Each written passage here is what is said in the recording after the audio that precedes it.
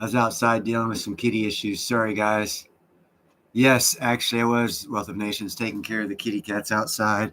And this one here has been tripping me up all day, all day, all day long. Yes. Mwah.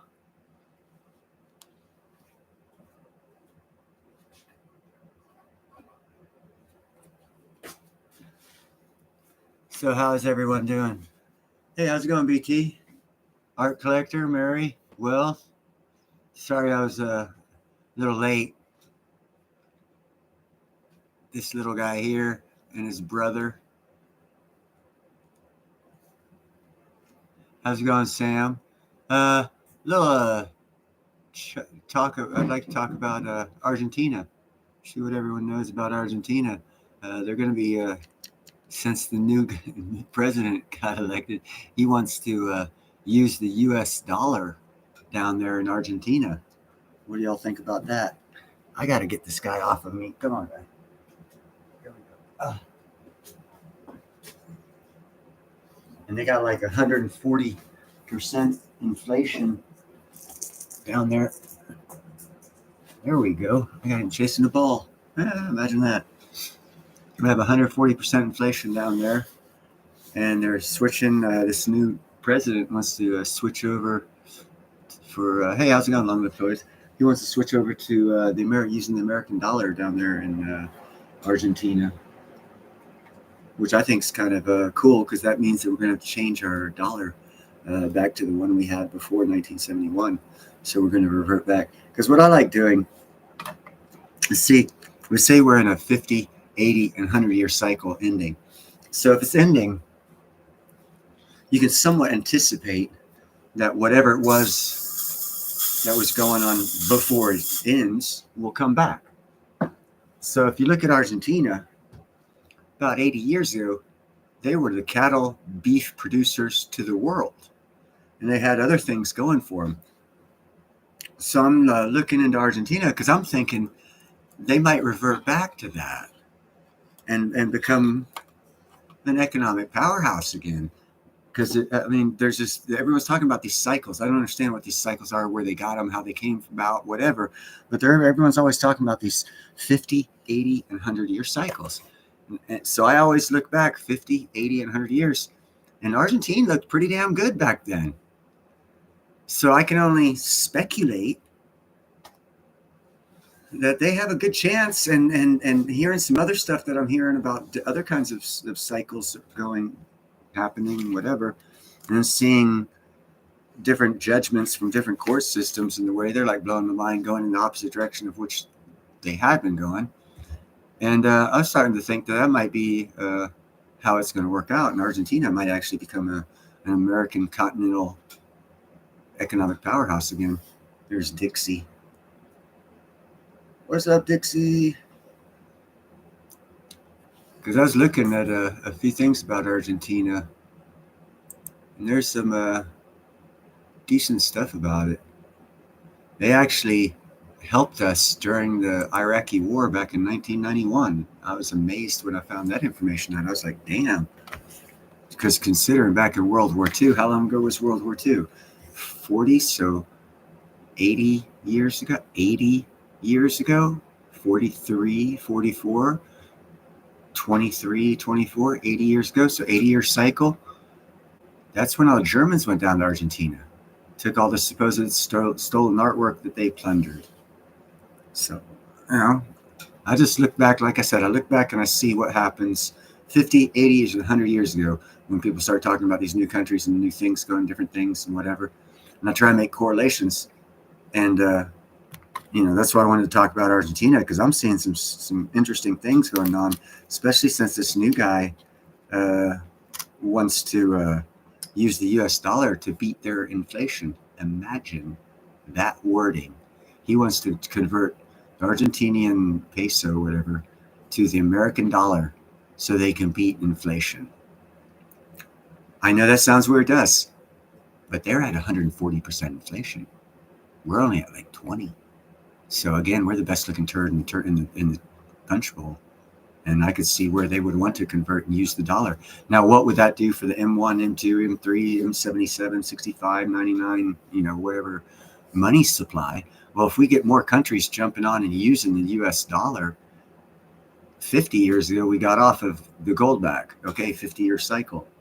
Again, 50, 80, 100-year cycle. So there's some stuff going on. We all need to keep our eyes open, head on a swivel. But silver and platinum, I still think, are some of the best plays out there. I do believe there's lots of other plays coming up. I'm actually quite intrigued about this Argentina thing, and I with 140% inflation, I'm considering. Look, I'm gonna. I have not yet, but I'm gonna consider. No, I'm not considering. I'm going to check into buying. A couple of 100 hectares down there. See how much that costs. Because if they're at 140% inflation right now, and you have some gold and silver up here right now, you could probably get some good land.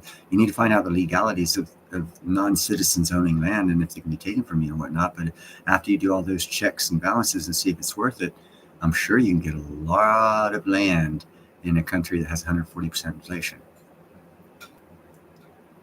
I'm not an expert. I'm not a real estate guy. I'm not a financial advisor.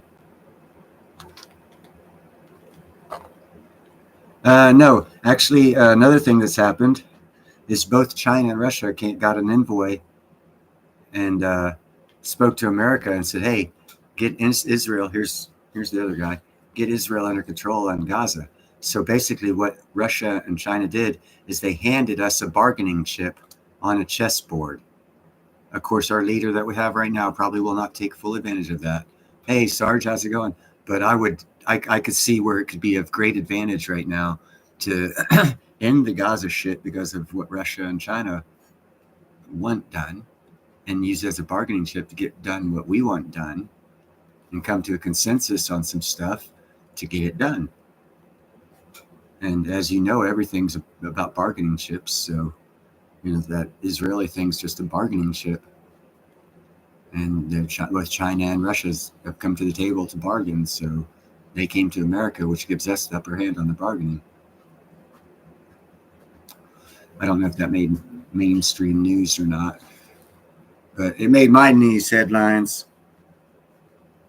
This little guy told me about it. He said, "Dad, China and Russia want to talk to America about ending the war in Gaza. That means America's got the upper hand in negotiations."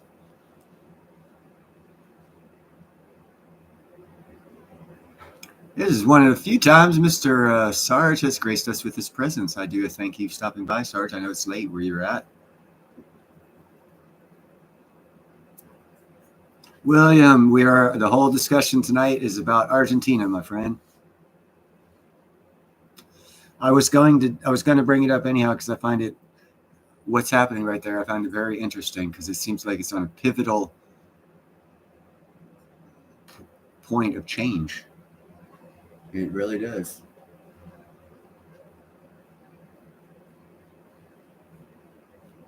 Yeah, I figured it was late where you're at, Sarge. I do appreciate you stopping by and giving us a little bit of your time and hitting the like button.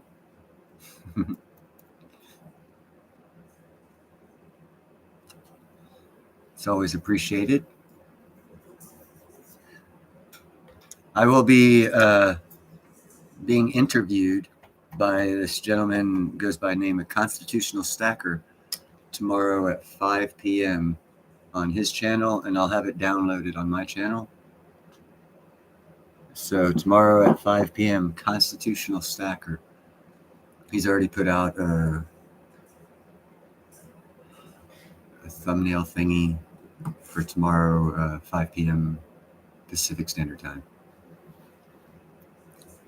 Yeah, I saw that art that you had already made a statement on his channel.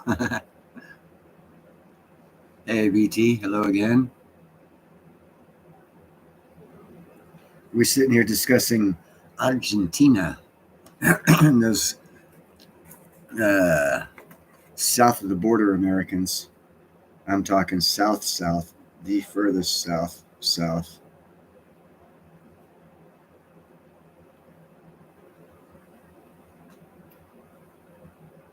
Yeah, no fleas. One of them had a flea infestation when I brought him into the house. I've been fighting it for weeks. Oh, got one flea. He's dead.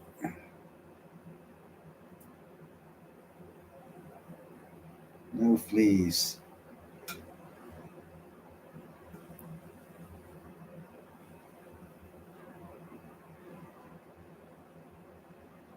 No fleas on kitties.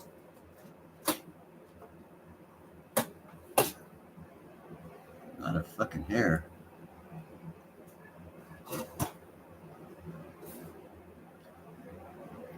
So, what else do we have going on? Yeah, no, Lee is also a very, very big pro-American loving individual. That's why he's going to be. He wants to take Argentina and put them on the U.S. dollar, and that's why I'm wondering if we're not going to go back to a gold standard because, again, 50, 80, 100-year cycles. 50 years ago, they took us off the gold standard, said temporary.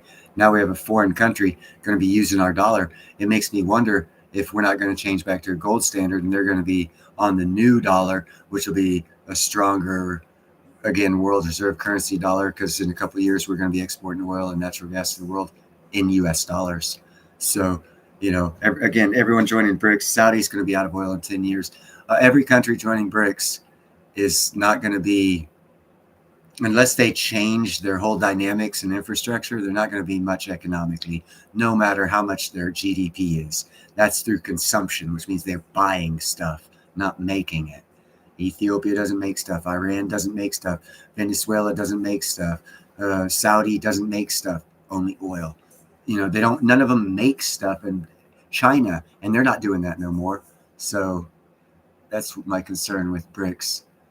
And I don't think Argentina. As a matter of fact, I know for a fact Argentina's pulling out of the asking to join BRICS that everyone's talking about. Hey, AG, how's it going? I know they're pulling out. So of that. Joining BRICS, they're going to be an American ally. Again, 50, 80, and 100-year cycles.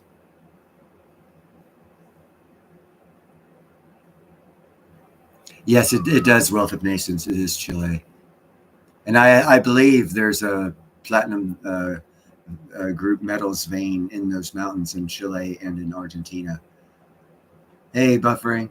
And I only say that because of the fact that the conquistadors named platinum when they discovered it in Central America, when they were stealing all the gold and silver and platinum, as they thought was silver, from the Mayans and Aztecs or Incas, whoever the hell they were stealing it from. They came across this substance and they couldn't smelt it down with the gold and silver because the melting point is twice that of silver and gold. And they were like, what the hell is this shit? Oh, it looks like little silver. Oh, it looks like platinum. And they named it platinum. But no one talks about any placer platinum mining or rock mining of platinum, which there's obviously a platinum vein coming up the surface to deposit enough of that platinum pellets that the conquistadors in the 1500s discovered enough of it to name it. So there are other platinum mining operations to be had on this planet. Just no one drills for them or looks for them, or I don't know. There should be a couple of platinum group mines in those Andes mountains somewhere, in my personal opinion. And Argentina has a lot of that mountain range. So, and supposedly, I got this up right here. Let's see.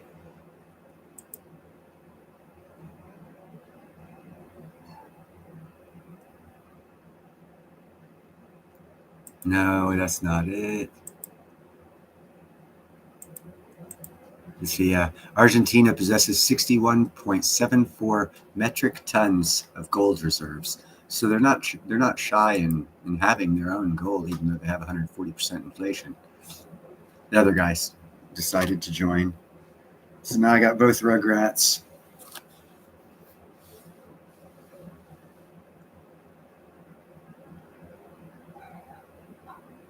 And Argentina, Milei wants to get rid of the central bank. Starting to make that country look really good for investments.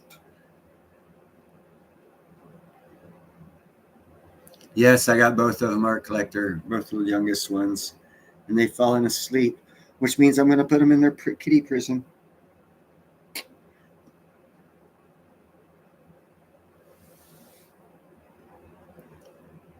Yeah, no, AG, AG47. I am seriously going to start looking at Argentina land for purchase and see what the legalities are of foreigners and if they can actually own land or if you can only buy it on a 99-year lease like what Hong Kong is. Because, man, there's 50, 80 years ago, Argentina was a beef exporter to the world, most of the world. They were exporting. So they've got lots of pasture land, lots of farmland. They've got mountains, they got mining, they got lithium deposits up the ass. There's a lot going on down there. Yes, AG47. I think if you watch Rafi gave a description of the Hebrew reasons of that gentleman's name and how he could get in the position he's at. If he attacks the system, he can make great change in a positive manner in that direction. Yes, he could. And momentum's in his, it's in his ball court. He's got momentum behind him. He actually has time. It's the right time for it to be happening. Because if you notice, there's a lot of changes. Roe v. Wade got overturned. There's a lot of things that are being overturned, a lot of gun laws being overturned. So there's lots of big changes that are going on. So yes, it's the right time if he's got the balls to see it through to do that. Yes, in my opinion. Oh my God, Wealth of Nations. That's why I'm saying I'm considering looking for land down there because I never considered it because of who they were and what they were. But since this new guy won, if he's going to produce changes, it's starting to look better. I'm going to check into the legalities of a foreigner owning land in that country. But I'm going to be looking because, yeah, it's beautiful down there. Exactly. Wealth of Nations, exactly. Except for there's more of them that understand English.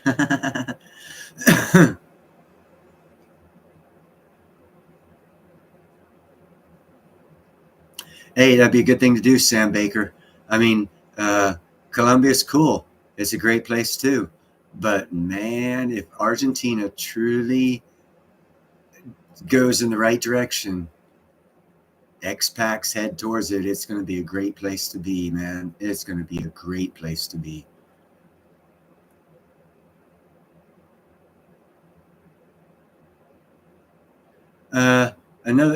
Mary said the manipulation of the metals and derivatives won't end until they kill switch on central banks. Another way it's going to end is self-induced by the American government and the economic war on BRICS, because right now we're hitting South Africa hard, and their platinum miner, they're starting to go. They're probably by 6 months in the next year they'll be facing bankruptcy, which means there'll be no platinum coming out of the ground, which means we've won the economic war. So we're real close to them capitulating, and once they capitulate, we will see the price of platinum go back to its regular place in line, which is twice that of gold. That's why I say right now, if you have any gold, would be an interesting trade from gold to platinum. 1 ounce of gold, 2 ounces of platinum. Hold it for about a year, you'd probably be able to turn 1 ounce of platinum into 2 ounces of gold. And yes, I did say that properly.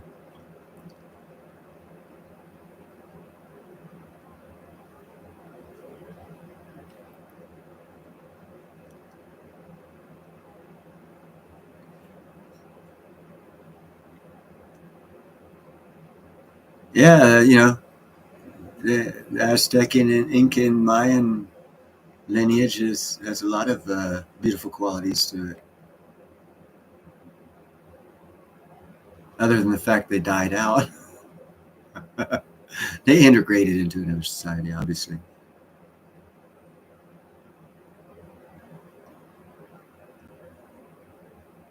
Oh, nice, Sam. What type of business? Real estate?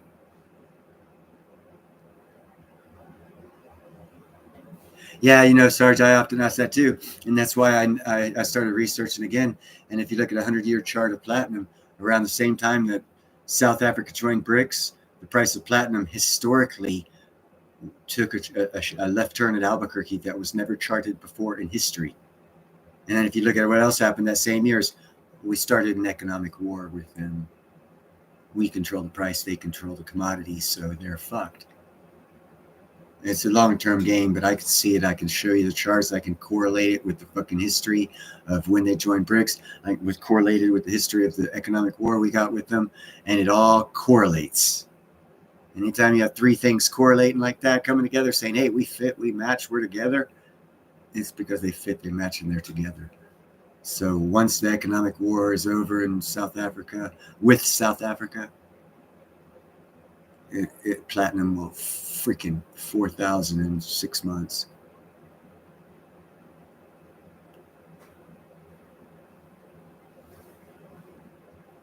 Yeah, pretty much, Sarge. You guys take a good look at these kitties because I'm fixing to put them in their jail because I'm not a pillow and they're both asleep, which means they need to go to the bedroom. They need to go to the bedroom. I'm going to take them to the bedroom. I'll be right back. Kitty jail for kitties. Kitty jail. Kitty jail.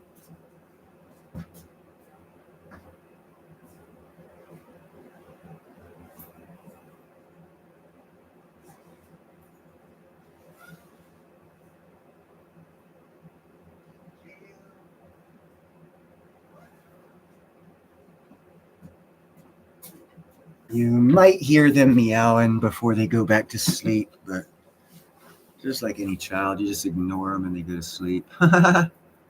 Hey, you have a great evening, Sarge. Thank you for stopping by, brother. Be kind, helpful, and grateful. Buy some platinum. I have it on good authority that there's going to be some charting work coming out by some PM people in the next week or two that are going to get a lot of people interested in platinum. Buy it now before that happens. That's an insider tip. But it's not financial advice by any means.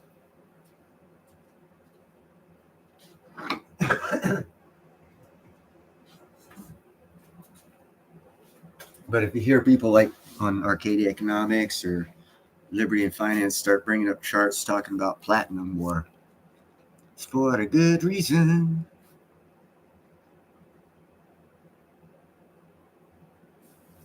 What if the U.S. starts using Wyoming goldbacks? It's not a stupid question. It's not going to happen. It's too ineffective, too inefficient, and too expensive. You look at the Nevada goldbacks and other goldbacks. Now, the individual states, depending on how things work out politically in the future, individual states might recognize their own goldbacks with more value than the current or new U.S. dollar that'll come out.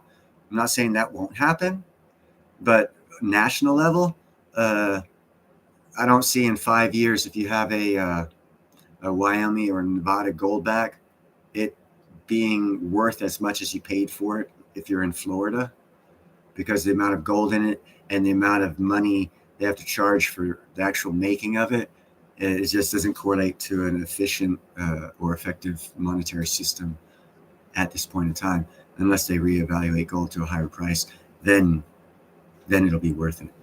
And there's always that chance. So if you have it, I'm not saying it's not a bad buy. I mean, I got a couple, but I don't plan on them being like a currency that's accepted for the value that I paid for it, but I like them and I got a couple.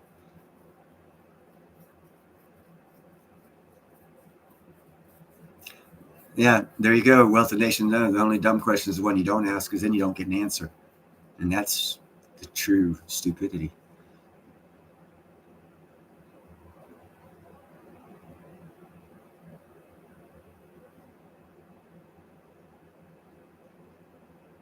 Oh, Sam Baker.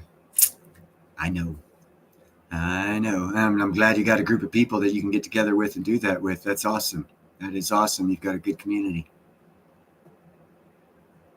Yeah, no, collect them. They're good collectors. I got, like I said, I don't want to pull it up, but right in this drawer right here, I think I got 2. Ron's Basement sent them to me, as a matter of fact. And if Jake ever got here, which he probably won't because he's already in bed, he'd tell you he has several as well.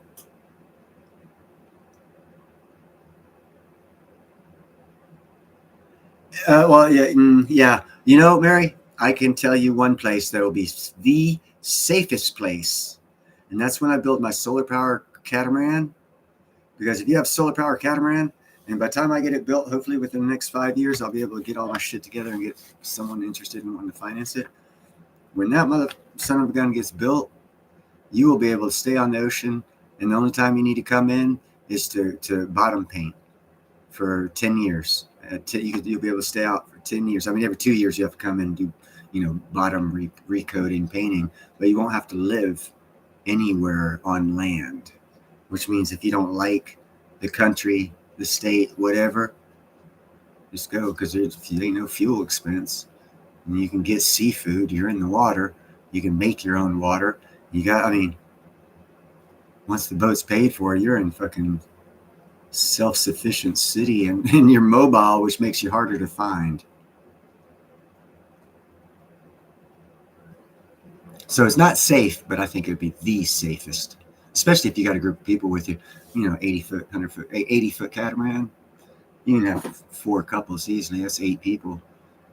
You could easily have, still be earning an income. Some of the people doing the telecommute work shit where you're working online, and collect whatever retirements you have to stay on that fucking boat. And big 80-footers don't roll much. Catamarans, they don't roll much unless it's 6-foot waves. And that's very seldom.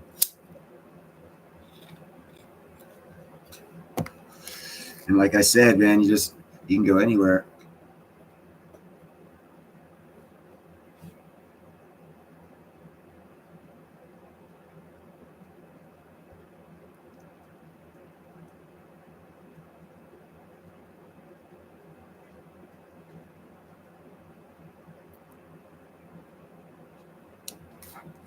I got some radical ideas for the catamaran that will make it totally to where you don't even need to use your generator ever.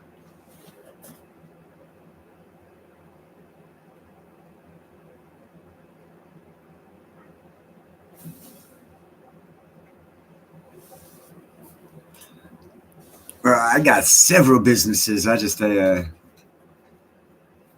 they get going though, I'll be set. And that's a good thing. You got to have vision for what it is you want. Take steps, continuously steps moving towards that vision. Continuously moving. Make 1 step a day after you. That's 365 steps closer.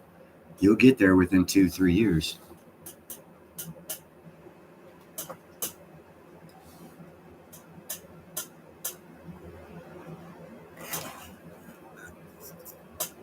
Again, I like the idea of the solar power catamaran better than any land-based foreign. Not that I would never own land. I don't know if I'd live full time in a foreign country. Just because of geopolitical reasons, and at any point in time, there can be a coup, and your world can fucking be turned on its head. And that instability is always going to be there as long as you're a foreigner in whatever country you plan on buying land at. Bottom line.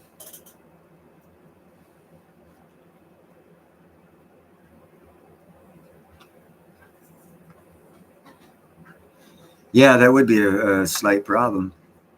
Talking other people into fucking following through with their dreams. It's actually hard. It's contentment and complacency. People get content and complacent the older they get to change. And change is actually very good.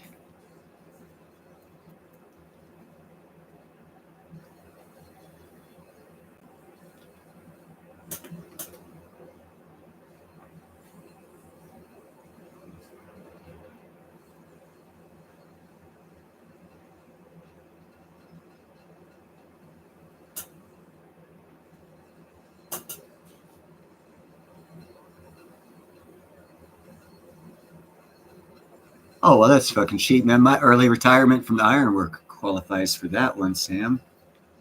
I'll be getting like fucking $1,200 for early retirement. I'm 55 right now, so I work another 2 years.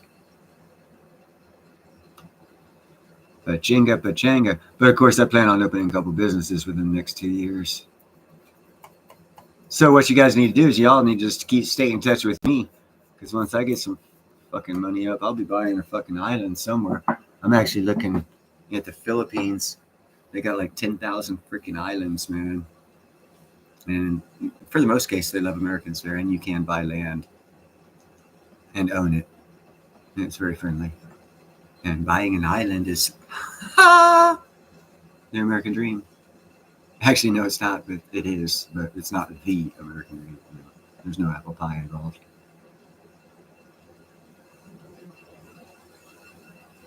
Yep, that's that. See, that's why you want to get an island, Mary, because you can take and have all your weapons and everything on an island, and you can set up security perimeters of all different types to know if someone's coming on your island. There's lots of very, very easily secured.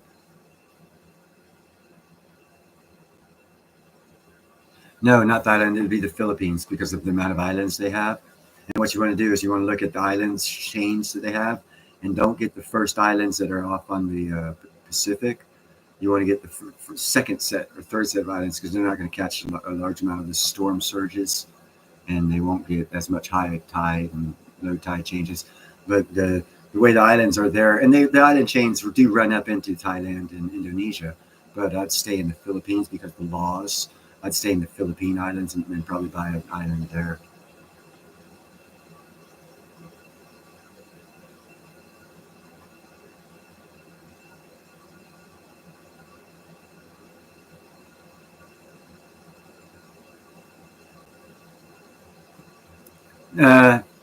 Again, well, Malaysia, yeah, but I'd stay with the Philippines because of the laws and their friendliness and consistency of friendliness to America.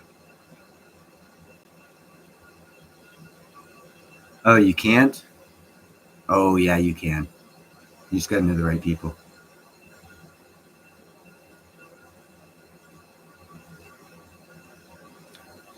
You can always do it. You can always do it. And hey, Filipino women are nice looking. I could marry one.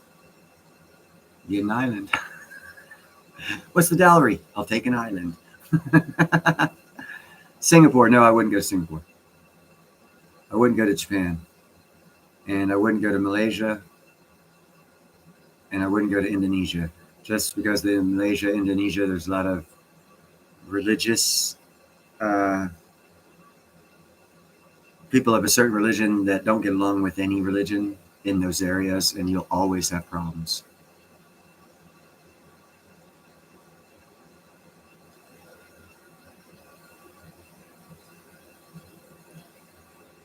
Yeah, like I said, there's always a way, AG. If I find a beautiful enough island at the right price, I'll think about getting married. I don't know how I will, but I'll think about it. Yeah, it's too crowded and way too expensive. And Malaysia is actually too polluted because there's this thing for ocean project. I think it's the cleaning up of the Pacific garbage patch. The first thing they're doing is cleaning up the 7 most polluting rivers on the world to stop the garbage patch from growing. And I've been keeping up with this kid. He's now 22. He's 17 when he started this project on TED Talks TV.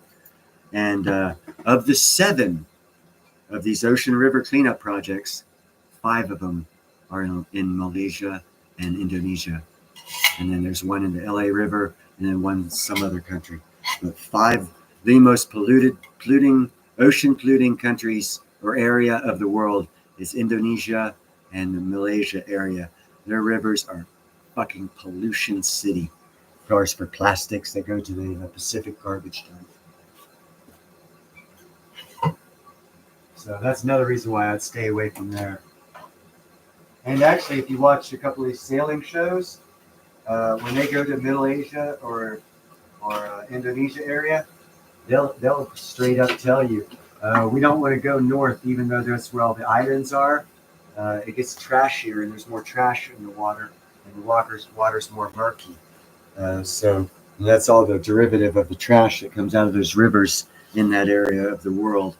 And so you got to consider that too, because you don't want to go move into a place and then see fucking milk jugs every morning fucking rolling down the river outside your freaking house, going, what the fuck? And then a big rain comes, and then all of a sudden that river is a plastic river.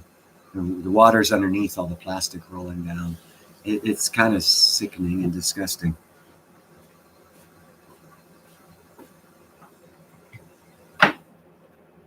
And of course, America's got to go green to clean up the world's mess.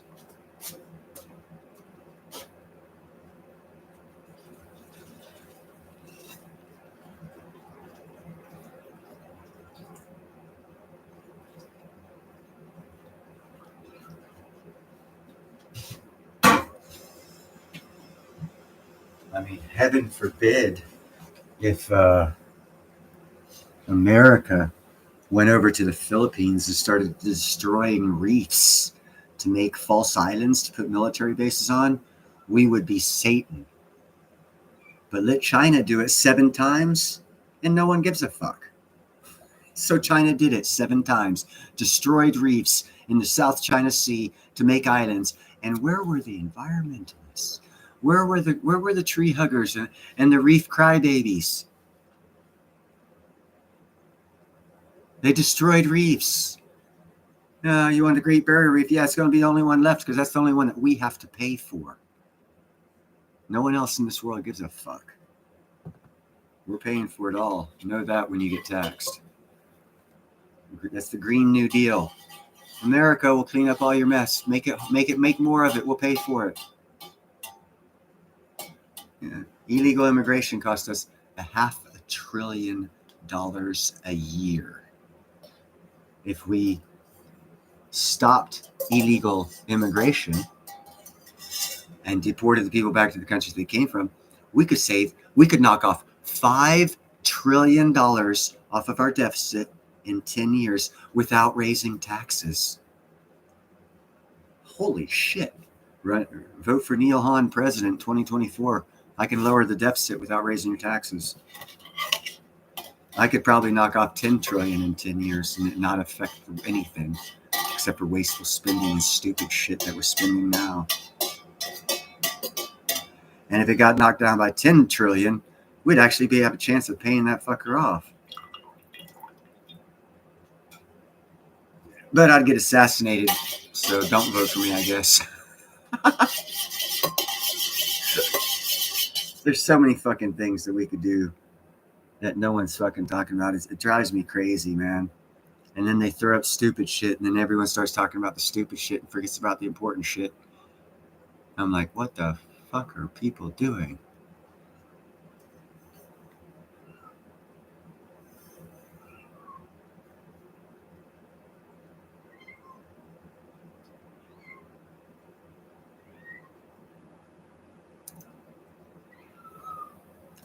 Yeah, if you're going to move to an island or buy an island, it better be a warm one.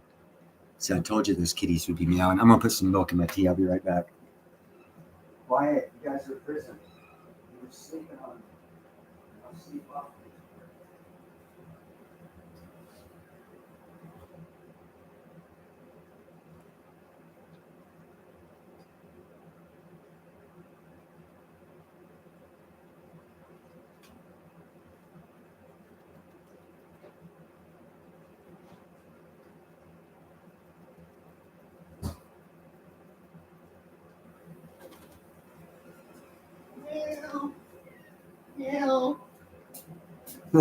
Yeah, see Ginger? She always got my back.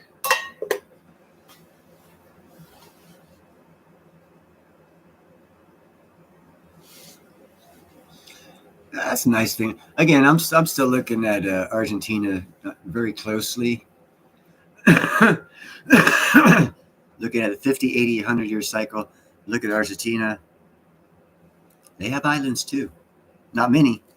They have definitely good coastline. They got some real good coastline. You talk about mountains and coastline. You talk about California, but beautiful. Argentina, man. Argentina has it going on, guys. Can have it going on. Not quite yet. but they seem to be going in the right direction.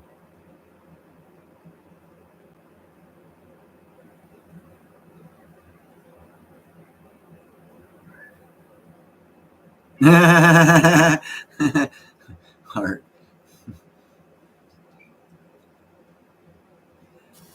Yeah.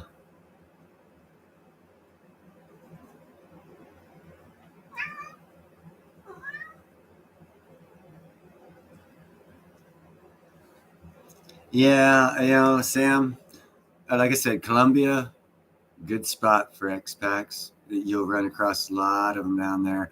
And if you can open up a business and run it from down there, you can live very nicely.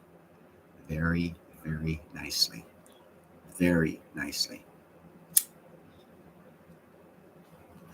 If you can get a side gig or business going, it's pulling in an expendable 2,500 a month, and that's not a lot. Colombia, you're living upper middle class, upper class maybe.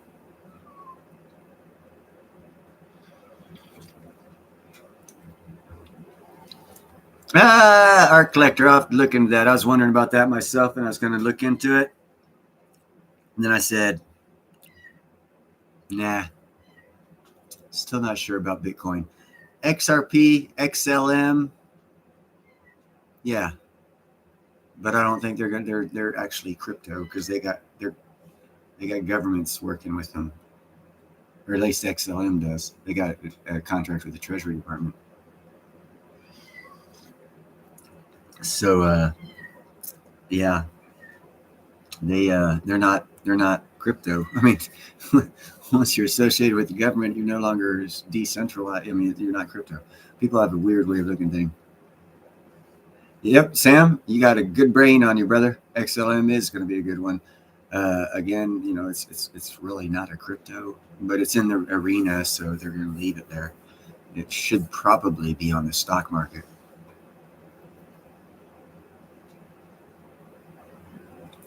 I got a neighbor gave me this Nano X Ledger. I haven't opened it yet because I haven't gone back to work. But once I go to work, I'm gonna buy some XLM and XRP and stick it on that some bait trot there. And one you guys should look at and ask a bunch of questions when you look at it as a stock.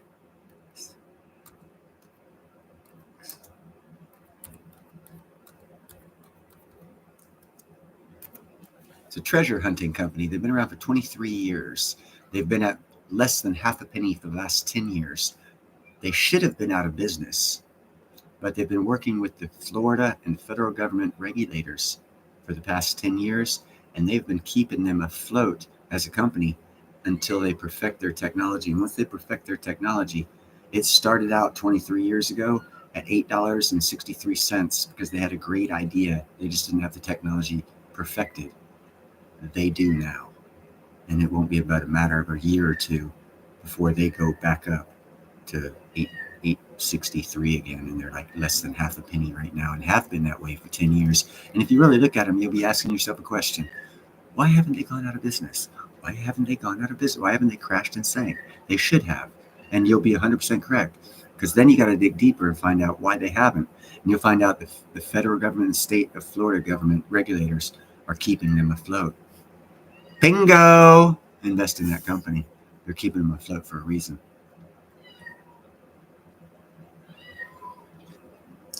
Quiet. I heard your meow.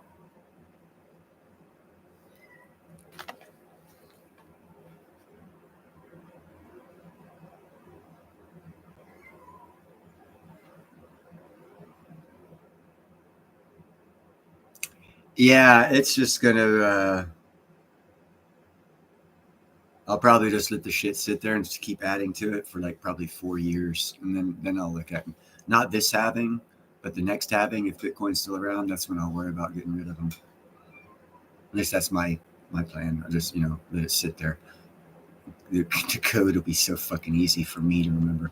Mark, what's up? I'm doing good. We were talking about Argentina buying private islands and silver. We haven't brought up platinum, but which is quite unusual because usually I talk about platinum quite frequently. Hey, what's up, electrical prepper? Yeah, you guys hear them roaring? They were sleeping on me. I stick them in their bedroom and lock them up, and they start crying like little girls. No offense to girls. That's just a saying.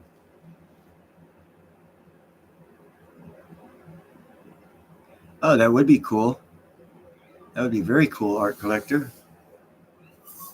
I'd prefer to exchange it for precious metals. Yeah, that's the white guy meowing. Jin with Jin. I got Ginger down here behind me as usual. So, hey, we got 11 people here. We're doing great tonight. So, what do you guys think about the Argentine election?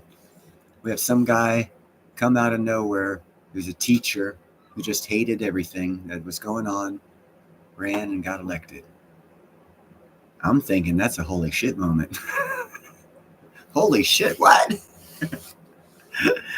Talk about shaking stuff up. And then if you look at other things, like, religious type things, you'll find out he has a good chance of, if he does the right thing, of making such dramatic change to that country. And I think he's going to have globalist backing doing it, because everything's cyclical. And I've said this before, everything's cyclical. If you don't understand that, keep researching, because it's got to be an epiphany moment where you're like, holy shit,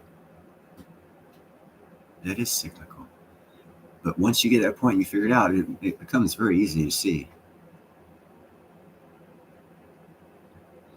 And that, at least for me anyhow. I think Argentina is going to be, see what I'm looking at. There's a lot of, not a lot yet, but there's going to be more.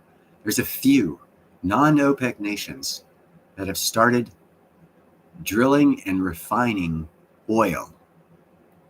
Non-OPEC. OPEC nations are running the bricks. OPEC nations been pumping oil from 50 to 100 years, depending on what country they are. They don't have an unlimited supply of oil. Not at all. And they've been pumping like madmen for the past 20 or 30 years. They're running out of oil. All these new countries that are coming up, no one's talking about. They're Nigeria. I did a report on them. They're building a refinery to refine their own oil. Non-OPEC oil refinery and producer just came on board. No one's talking about it. There's a couple others that have come out that no one's talking about either. And that's going to change the whole dynamics. There's a lot more going on than people think. And it's cool to watch play out.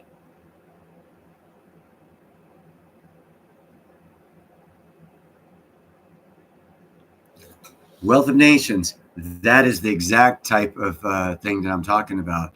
For timing, religiously, if he plays it right, he's got the right, it's the right time in history. It's cyclical. It's cyclical. It's the right time in history for the type of change that's needed if a strong man steps up and makes that change. Because he's got the backing of time and history, and it's the right times for that dynamic shift in our evolution going forward. And it's got to start somewhere, and I see it starting right there. I know that sounds weird, but it's true.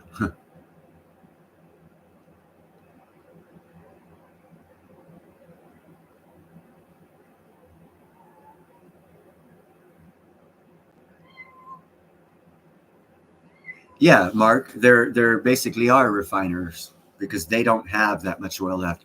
I saw a report. God, I wish I'd have freaking knew it was going to be so important. I think it was about 7 or 8, 9, maybe 10 years ago. A report came out. No, more towards the time when Saudi started building their tourist island and their ski resorts and shit like that. Whatever year that was, a couple years before that, a report came out saying they had 15 years of oil in the ground left, and there was a big shift in their money investments, policies, and schemes because they know they're running out of oil and that's their cash cow. So they started changing their whole fucking country over to a tourist destination. That's when they started adding coastline so they could be more of a touristy location, so they could change their whole economy up from oil to tourism because they're running out of oil. That report came out about that time, and their Dubai islands that they've made have already started sinking, which means they made a bad investment for their future. And they probably aren't going to be around in about 10 years. My personal opinion.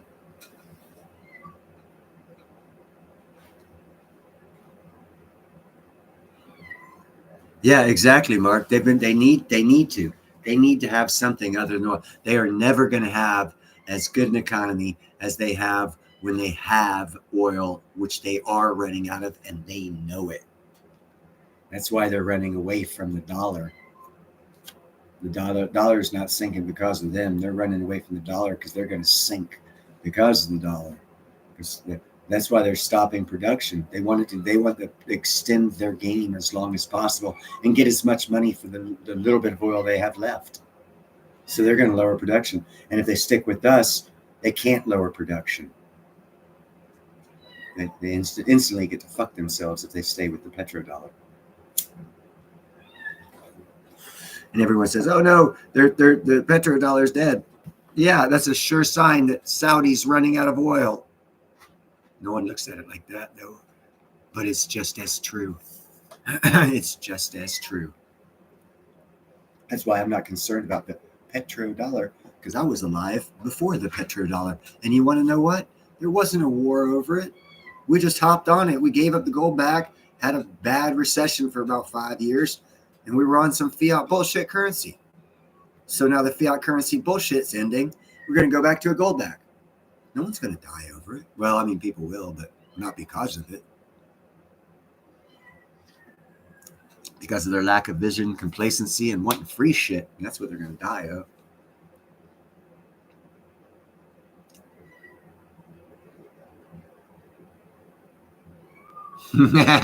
Sam, you know about the SMRs. You know, every time someone says something about SMRs, are they safe? Well, you know, as is the internet that we are speaking on to each other and communicating, used to be a U.S. Army intelligence communication device. Now it's known as the World Wide Web.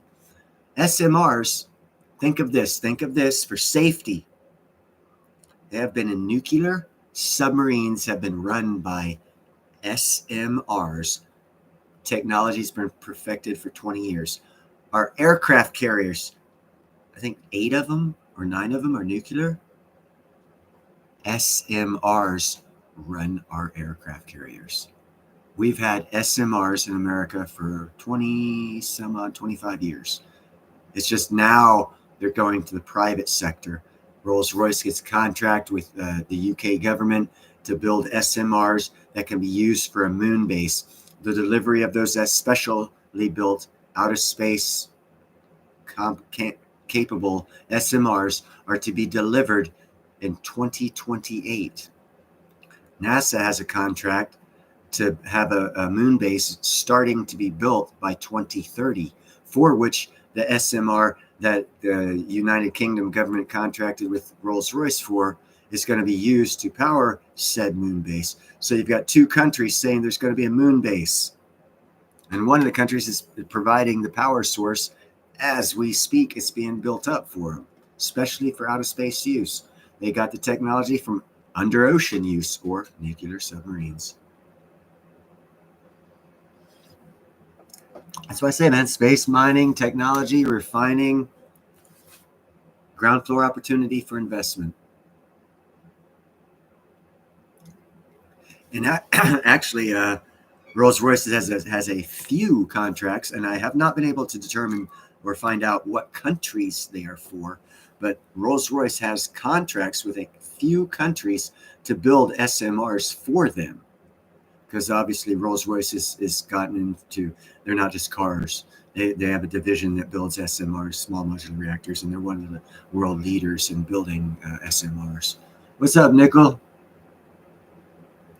Nickel, yo.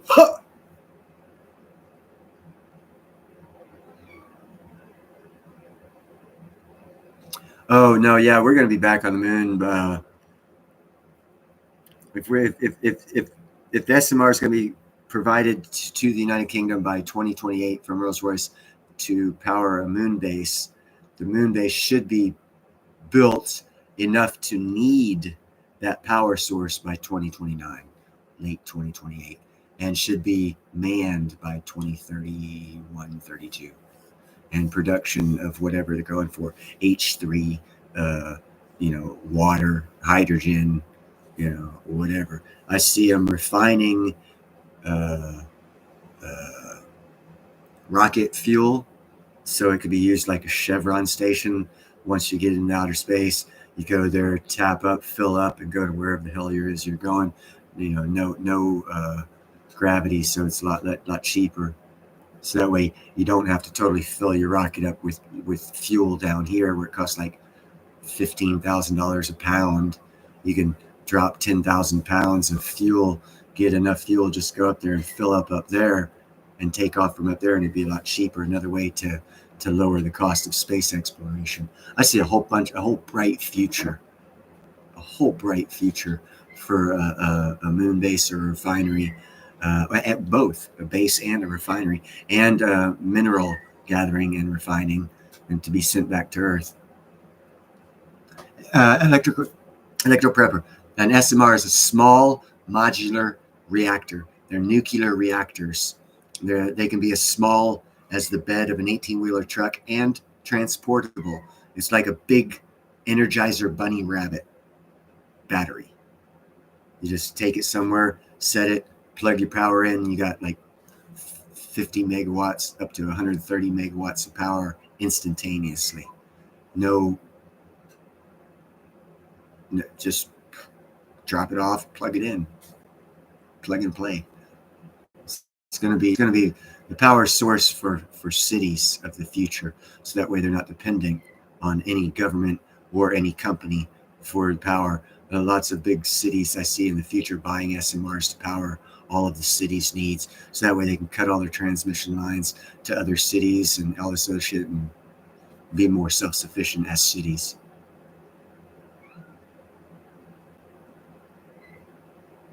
And also, if you do research on the SMRs, the smaller the nuclear reactor, the more inert safety measures are actually naturally built in, because heat, temperature, size, and amount are all lowered because it's smaller. So the smaller you go on nuclear, the safer it gets. Again, I go back to nuclear submarines and nuclear aircraft carriers that we've had for over 20 years, both powered by small modular reactors.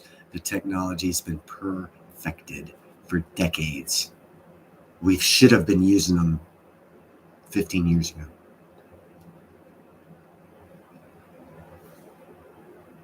Yeah, lower gravity on the moon is easier takeoff. And it doesn't cost as much. That's why I say if they don't load up with as much fuel on Earth to go to where their destination and just load up with enough fuel to get to the moon, they can save millions of dollars on the launch by not carrying the extra weight of the fuel and then fuel up in space.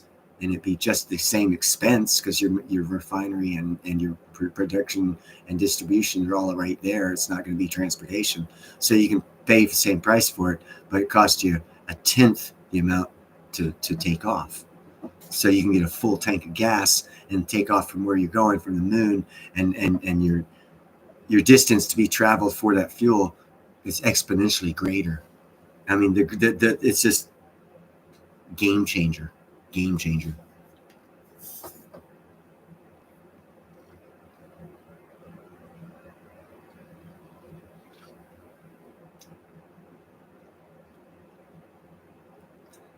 Yes, Sam, and that's another reason when people say platinum's only used for catalytic converters. No, they're not. They're not even used for catalytic converters. They haven't been for about a year and a half since the auto industry changed to palladium. I did a report. There's a video in my playlist, Neil's World, where I show the documentation of the auto industry saying they're dropping platinum and they're going to palladium. So they don't even use platinum in catalytic converters anymore. But they do use them in hydrogen biodiesel. hybrid engines, for which they use quite a bit. Not too sure about rhodium. It's very expensive and totally volatile in price, and I've never heard anyone that will buy it. But I do know people that will sell it.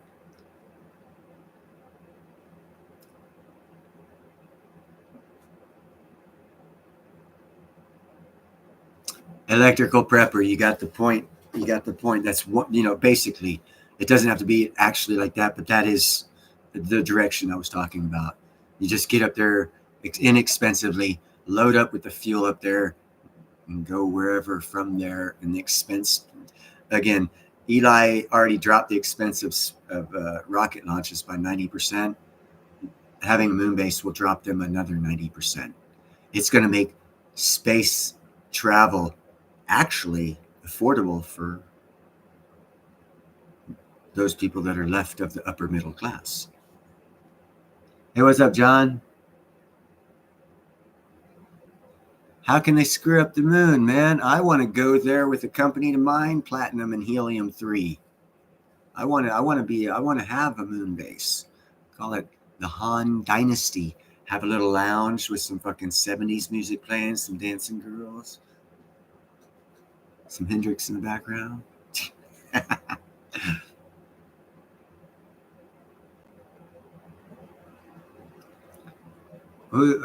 Mr. Cheddar Pepper, oh, hi there. I didn't see you. I'm sorry about that, brother.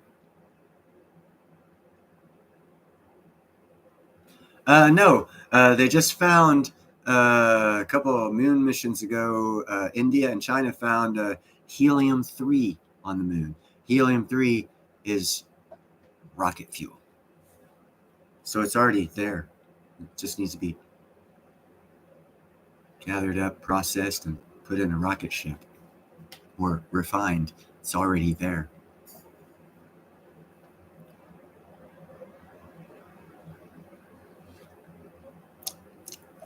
And they can do all the refining of all the metals there too, because pollution's not an issue. All they're going to need is about a 100-foot smokestack. Even though there's a small gravity field on the moon, it's not enough to throw it up in the air. So they'll have to have some sort of a smokestack with pressurized air shooting out, so it blows all the gases into outer space. Because otherwise, if they don't do that, because of the lack of atmosphere and gravity, all the gases will form in the lower areas and form like a smog, but it'll be deadly. So I've already thought of how they can do it. I'm sure they have to.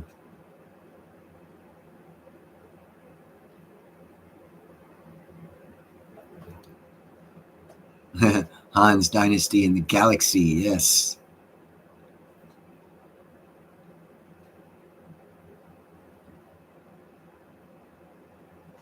Yeah, Mary. I know platinum will probably the manipulation will probably end within 6 months. That's a probably. I'm just going off of the geopolitical aspects of South Africa and America's economic battle we're having and how much money they have left before they go belly up. And of course, once you go belly up, that's a type of capitulation. Capitulation meaning I surrender, meaning economic war over. Therefore, prices go back to normal. Normal price for platinum is twice that of gold. But because it was suppressed, it'll probably go higher than twice the price of gold and then fall back down to a typical chartable 100 years chart, 150 to 200% the price of gold. 1933, everyone was like, $20 gold. Platinum was 40. Twice what gold was. 2008, March 2008, platinum was $2,270. Gold was $1,011. That was in 2008. Gold was 40% of platinum's price. Back then, you should have traded platinum for gold, and you'd have got 2 gold for 1 platinum. Now you trade 1 gold for 2 platinum. You see why I say trade gold for platinum now? Because you take 1 gold, you get 2 platinum. Wait a little bit, take those 2 platinum, trade them for 4 gold. You just took 1 gold and turned it into 4 gold. Arbitrage. Got to learn how to play the game. Quadruple your gold in 2 years. What's up, JM?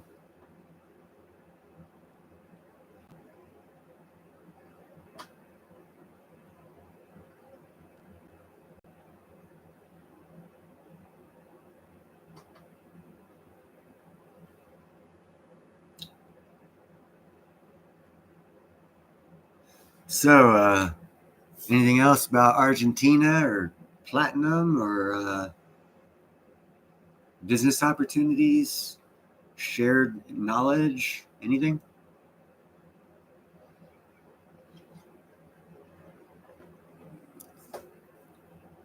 Holy cow. Someone took care of that. Thank you very much, moderators. I thought I was going to do that. I felt like I was on the Ninja show there. Yeah, go ahead, JM. I knew you were. I knew you were going live, but I do my Sunday thing, so I had to because I was at your show. I was watching it, but then I had to go live.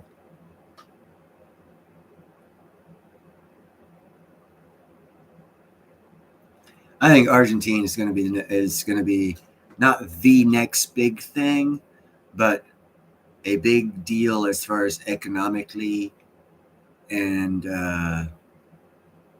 investment opportunity. I think might be even safer than Africa because it's on our continent. And I've always have issues with not being on the same continent as my investments. Basically, it just seems more risky if it's in a different continent for some reason. That's my mindset. It's a personal thing. I'm sure I'll get over it one day. Maybe not. I don't care.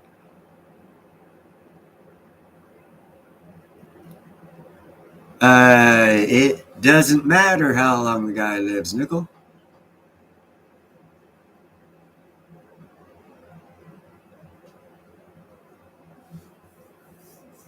I agree, Wealth, but I do have issues with investing over there. I've been burned in that back in 2014 with an investment in Africa. Yeah, well, that was because of white Russian people, but still, it was an investment in Africa.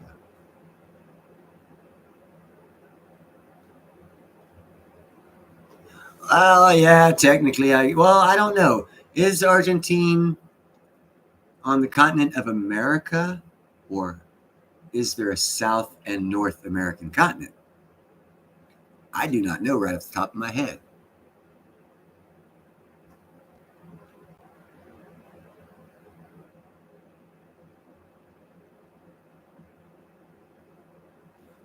No, I don't think he'll be overthrown. I think it's the right time, place, and history for him, and I think he is a trendsetter. He might get shot. He might get killed, but it'll be worse for the elites if he does because he'll be martyrized, and that's always worse. But stupid people make martyrs, so what the fuck, right? Let them be stupid.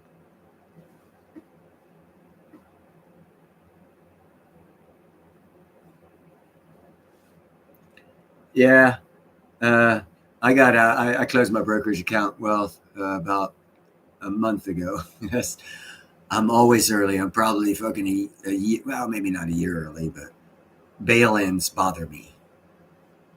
I don't want the bank taking my fucking money, and it be legal. That, in my personal opinion, is freaking bullcrap. You stick your freaking money in the bank, and the government makes it legal for them to legally take a percentage of it because it's there as a safekeeping for you and your family. The government. That pisses me off. So I closed my brokerage account. Fuck them.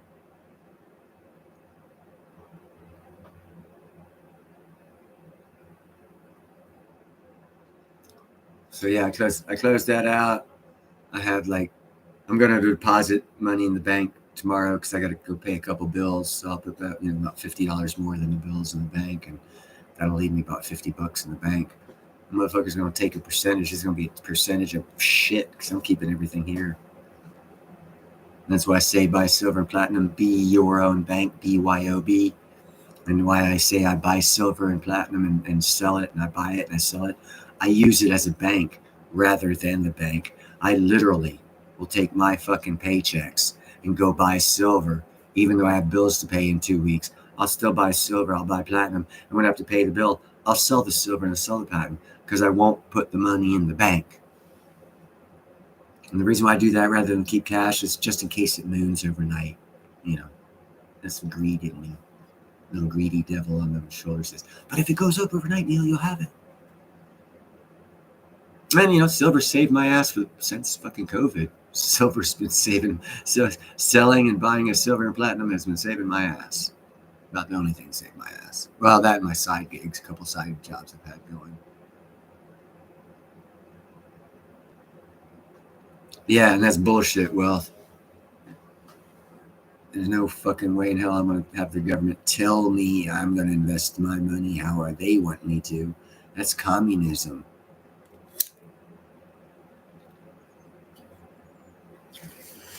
I'm a big fan of taking an oath to defend my nation against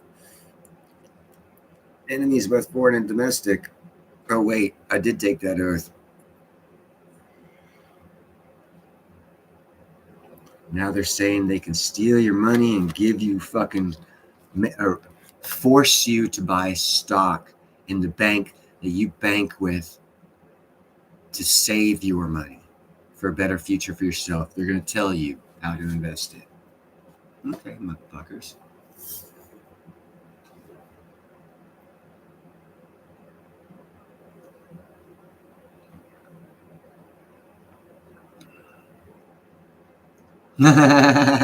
Thank you, Mary. Yeah, Constitutional stopped by here the other day for about 2 minutes. No, he was here for about an hour or so. And then he took off to go home, fucking 9, 10, 11 hours north.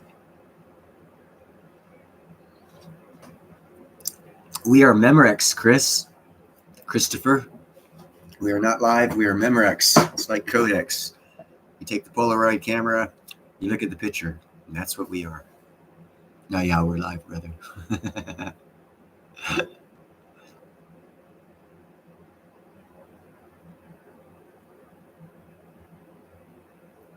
Yeah, it's definitely recorded. Invest in kitty cats. They will keep you alive. They will keep you sane. They will attack people for you so you don't have to go to jail for murder. They can get away with getting declawed and saying, I'm sorry. Meow.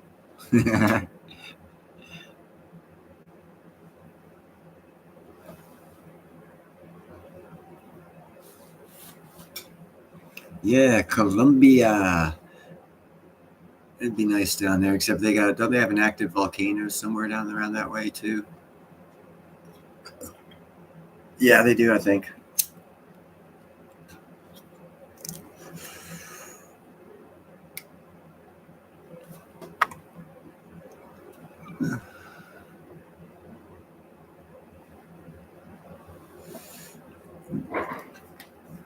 Reptiles are cool. I had a 13-foot reticulated python, albino, named Goliath. But I actually didn't really own him. I've always had an affinity with all animals. All animals. I've had an albino skunk, cockatoos, Goffin cockatoos, ringnecks, yellownecks, African grays. Had them all. They get imported in my friend's exotic pet store before I became an iron worker. The ones that weren't friendly to humans would give to me. I would humanize them, give them back to them when I thought they were ready to be dealt with by people. So I've had a unique range of pets available for me in my lifetime. Let's say it that way.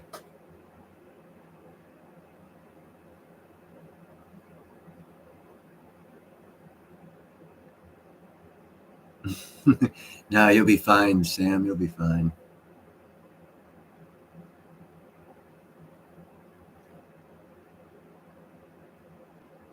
Oh, nice, Mark Cassidy.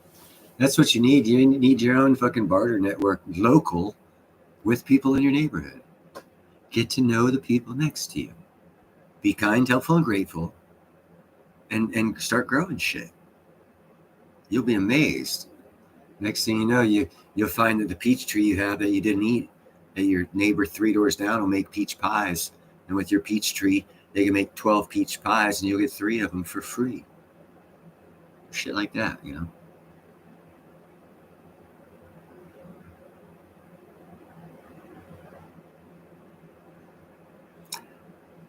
I luckily am not allergic to cats, dogs, rats, fucking possums, deer, goats, bulls, cows, pigs, goats, elephants, kangaroo. Oh, shit, I'm not allergic to anything. People I'm allergic to. Like, I'm allergic to people. My favorite strain is the one that I made, Art Collector. I have the feminized seeds. Whole shitload of them right here.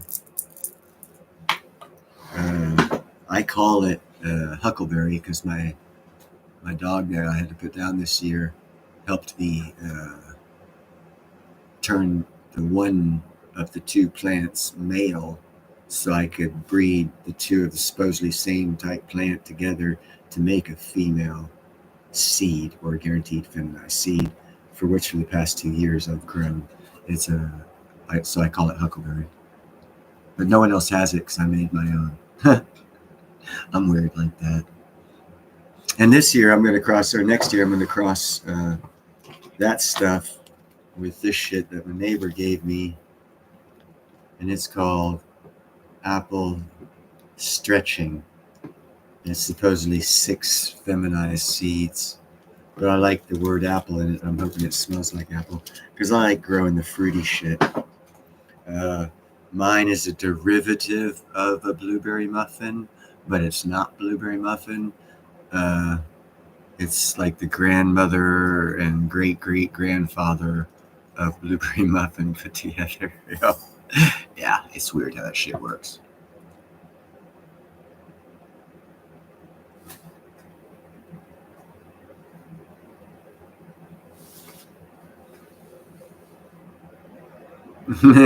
Pigs can be mean.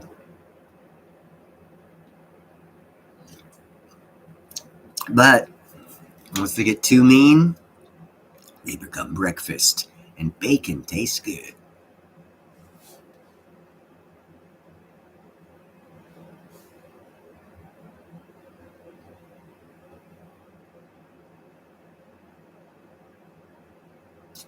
Crop sharing is a good thing too. You pick them. Doing you pick them. If you can find those around your area, that's a good thing as well.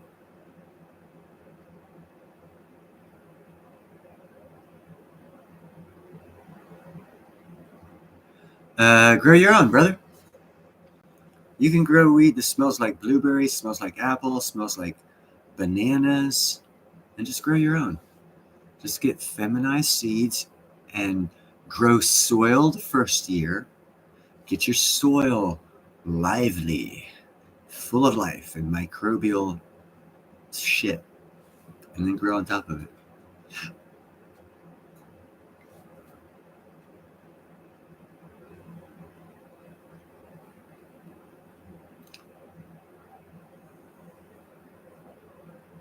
I'm sure they would near St. Louis. You got a lot of farming fields around there, Mary.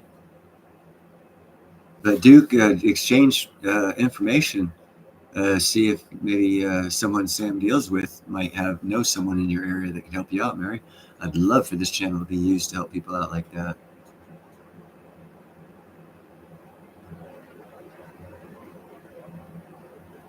Oh, in which case, Sam, shit.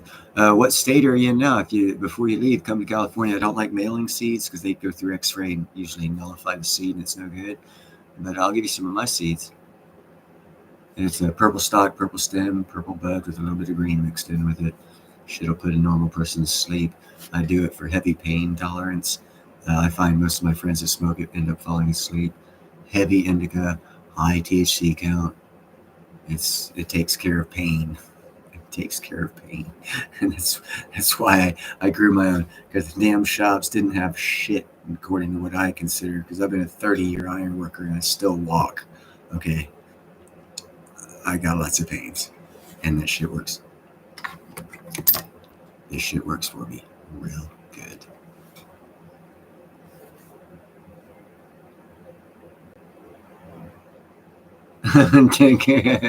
Christopher, don't go into Barnes. You don't have to worry about it.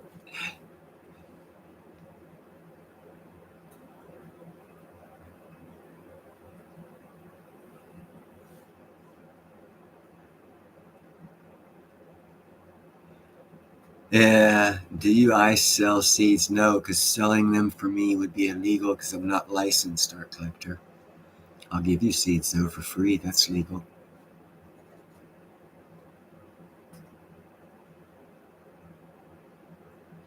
Yes, Gerald. They're making a very large step to central banking walking away from, and that's why I'm kind of liking them a lot more. Because if they walk away from the central bank, socialism, communism, and democracy. If they don't have a central bank, that's a more fair system to be under, no matter what the government system they have. You know, because you fight a two-front war, the banking system and the government system. If you take out the central bankers and all you got to deal with the government, you can win. You know? Yes, Sam. I got pictures, bro, on my. Well, let me see. I might be able to show you if I can figure out how to get to my history.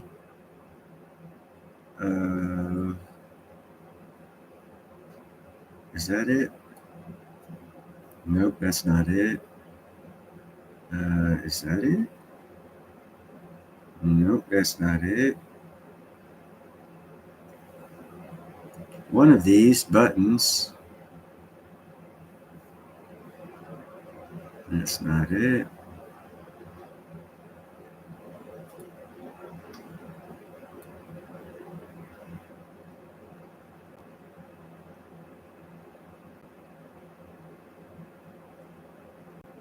Damn it. Sorry, bro. I can't figure it out. There's a setting. Oh, maybe I go to settings. Let's see.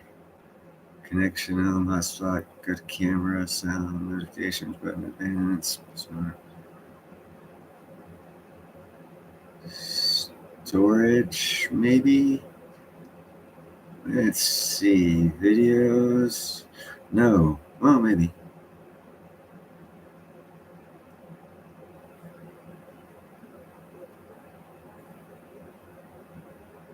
Holy shit. Oh, that's O2. Wow.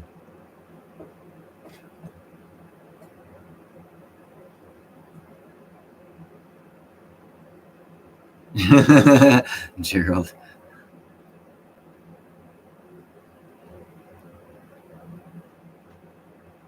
Hey, what's up, Space Miner? Space Miner. I like your name. Like your name, brother man.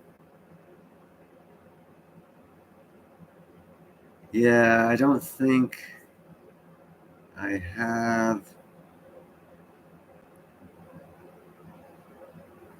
Let's see, it might be under images. Oh, okay. No, doesn't go back far enough. Yeah, no, it doesn't go back far enough. Yeah, nope. I don't have pictures of it. I used to have pictures of my plants. They were real nice. But yeah, people always tell you that shit, but usually it helps you have pictures. For which I apparently do not.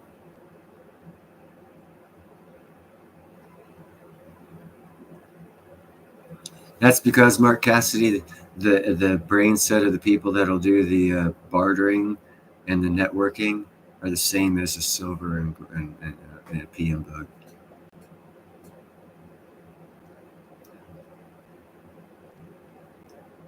It's because they're of the same mindset, Mark.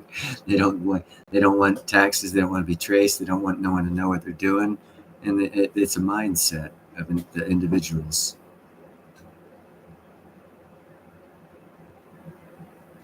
Yeah, I go down to the farmers market and deal with the honey person, and I've dealt with her in silver. But I knew her husband before he died. He actually was somewhat of a mentor to me. And there are other people down at the farmers market who will accept silver. Oh, sweet, Space Miner.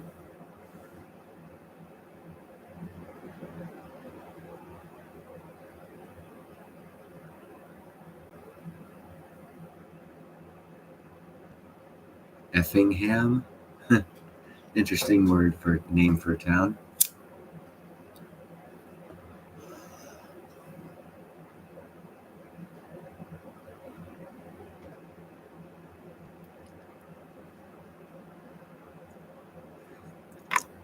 I'm looking to here shortly, within a year, have a probably 3 to 4 ounce round. I want made to look like a pizza with the crusted sides, maybe a couple pepperoni pieces in it, and I want a piece of silver to look like a pizza. So I'm gonna find a mold maker and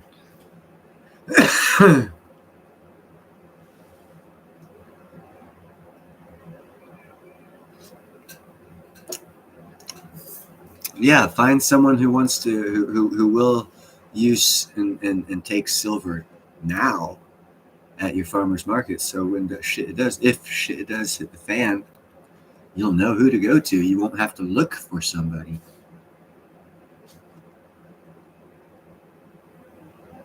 Yeah, I'd go nickel. I'd have to find someone to watch my cats, but I'd go.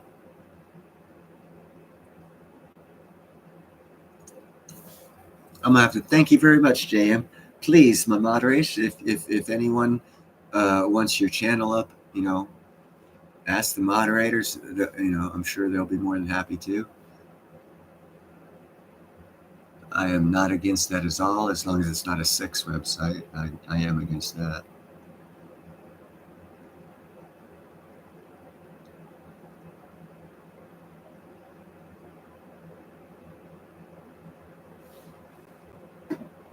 Indeed, Mark Cassidy. That's why I said, if you need to go to art, you need to go down right now and start working with people on it to already have that networked.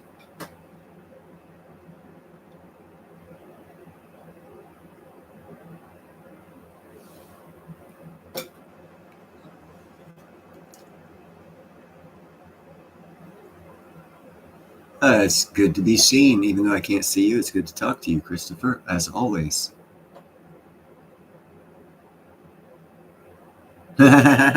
Yeah, yeah, uh, yeah.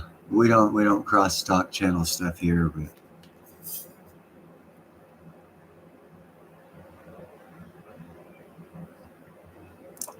I am happy just to have my thing and be where I'm at, and I don't need any more responsibilities from other channels. And I wish every other channel the best. It's just I don't have time to especially when I go back to work, I won't have time to even moderate Ninja's channels. A haircut for 2 bits. Are you saying I need a haircut? uh, these are the things you need to start collecting.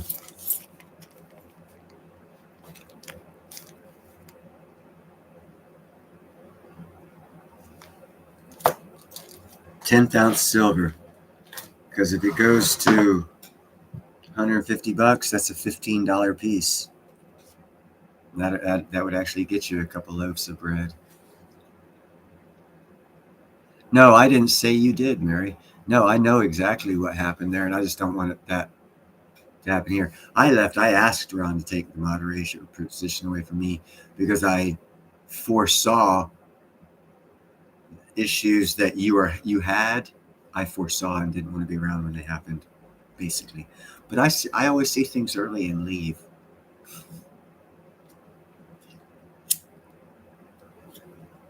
Because every channel has their own pathway. I don't want to divert them from their pathway.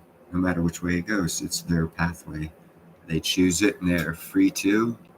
And God bless them. Wish them all the best. I'm too busy. And that was just, I got too many other things going on. I left him with Jake. Jake's an excellent moderator.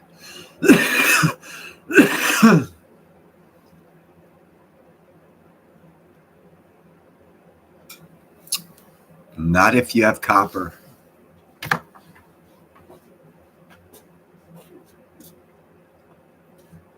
Where are you two?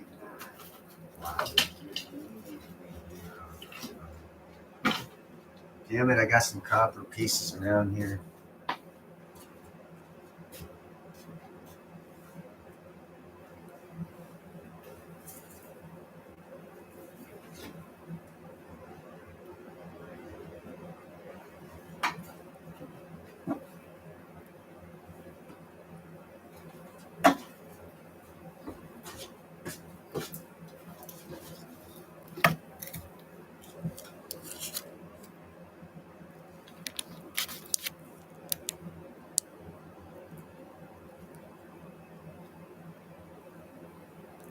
Oregon 1 ounce.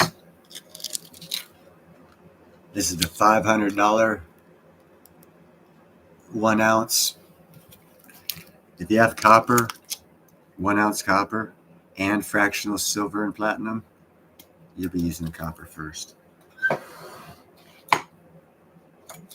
have like 300 ounces plus like 20 or 30 pounds of wire, copper wire.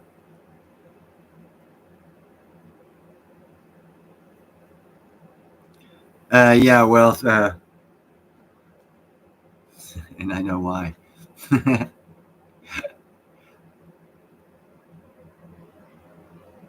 Sam, copper is a good thing to have quite a few pounds of, in my opinion. I have about 20 pounds in coin and about 20 pounds in wire.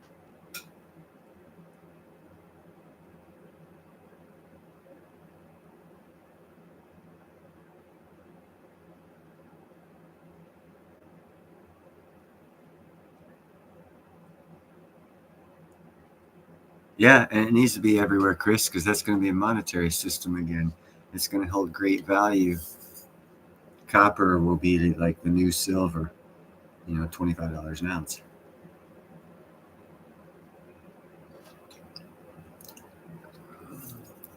People don't think of that shit. Till you need to buy a loaf of bread for $5 and all you got is silver and it's at $500, and you're like, how the fuck am I going to break this shit down? Am I going to use their monetary system or this one? No, it's not going to be like that. You'll use whatever monetary system they have and you'll get benefit because you have silver and platinum and gold stashed away.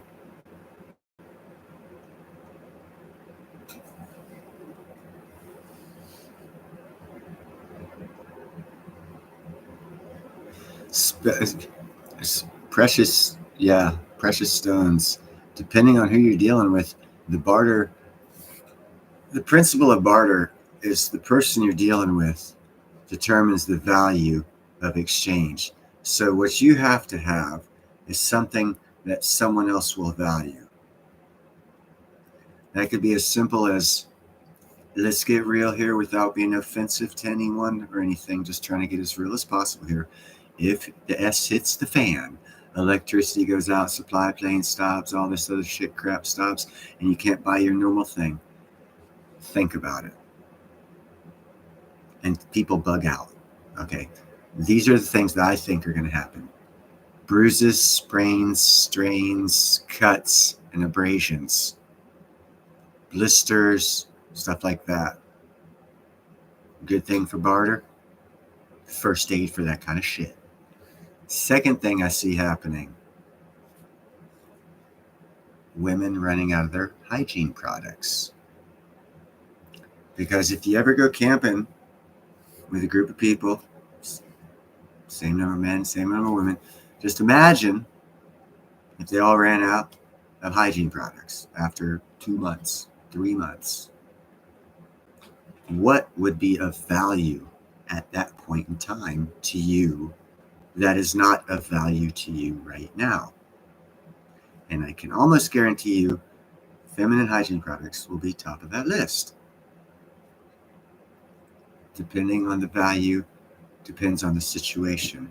If we are truly in a shit hits the fan situation where there's no supply chain or any of this other shit, vitamins will hold great value. Lots of things you don't think will hold great value will hold great value. So you got to put yourself in the mindset of, okay, I can't go buy anything. What will I run out of first? And what will I want first? And for you, that'll be the barter things. For someone else, it might be the same, a little bit different. But I think you'll find a commonality of things that everyone will find important. And those are the things that you want to have quite a bit of for a barter scenario if you believe it'll go that far. Know this, though. Before it does go that far, there will be some sort of a martial law event, and MREs are abundant with the military. So I don't think food will be that big of an issue, personally. Let me catch up with chat here. Sorry about that. A little bit of a small rant.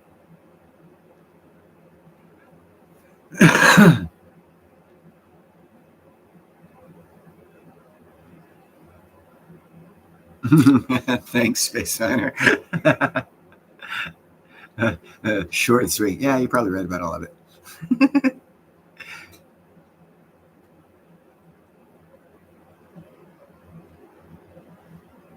Well, and again, if you think about it, for those people that are gonna like, if the shit hits the fan, JM, this is a kind of an offshoot of JM's thing.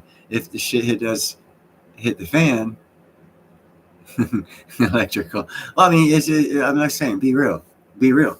You can't go buy the shit. What's the first stuff that's gonna happen? What's the first thing? Aspirin, Band-Aids, iodine, rubbing alcohol, hydrogen peroxide, toothpaste, toothbrushes, razors. These are all things that people will want, because and not everyone will have. And I mean, there's going to be a lot of people that won't even give a fuck about any of that shit, because other things, because they're not going to be as prepared. See, because there's levels of preparedness. Again, on a barter, it depends on who you're bartering with, what's important to them. What's important to them is on the level of preparedness. If they're not prepared at all, a lot of things are going to be important. If they're semi-prepared, they'll only need certain things. So there's so many variables. But so you got to find as many as of the variables of things that are consistent in those variables. And those will be the most important things, most likely, if a shit hits the fan scenario. But if a shit hits the fan scenario and people start bugging out and you don't want to leave, know this: every water heater has 40 gallons of fresh water if you have a filter. A gallon a day, 40, 80, 120. That's 3 months just in 3 houses of water. And I don't have to go anywhere, where everyone who bugs out is going to be worrying about water and filtering it and all this other shit. I got a filter, I got everything, water from all these water heaters, so think differently and you probably have a better chance of survival.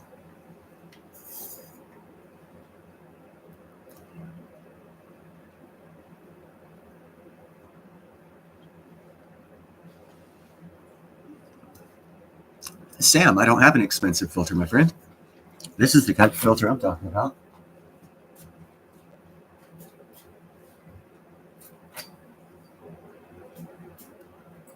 Hell, let me just bring the whole damn bag over here. This is my shit hits the fan bag. It's kind of heavy, actually. Binoculars, filters, all kinds of shit. Aspirin, blankets, gloves, water filter. It's called a water straw. It's not that expensive at all. Stick this in the water and suck, and you're getting fresh water. I have one still in the package too. It's in the other room. Got a little light, several different types of knives, knife sharpener, kind of sort of all in one fucking tool. Lots of shit in here.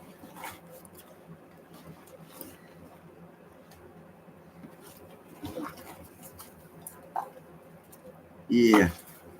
A whole bunch of shit. Not a bunch of good shit, too. I should be fucking this shit up. Oh, hey, look, some stuff I can't show you, because if I show you this medical stuff, I'll get a freaking strike from YouTube. But it keeps you from getting that. Got some extra of that there, too.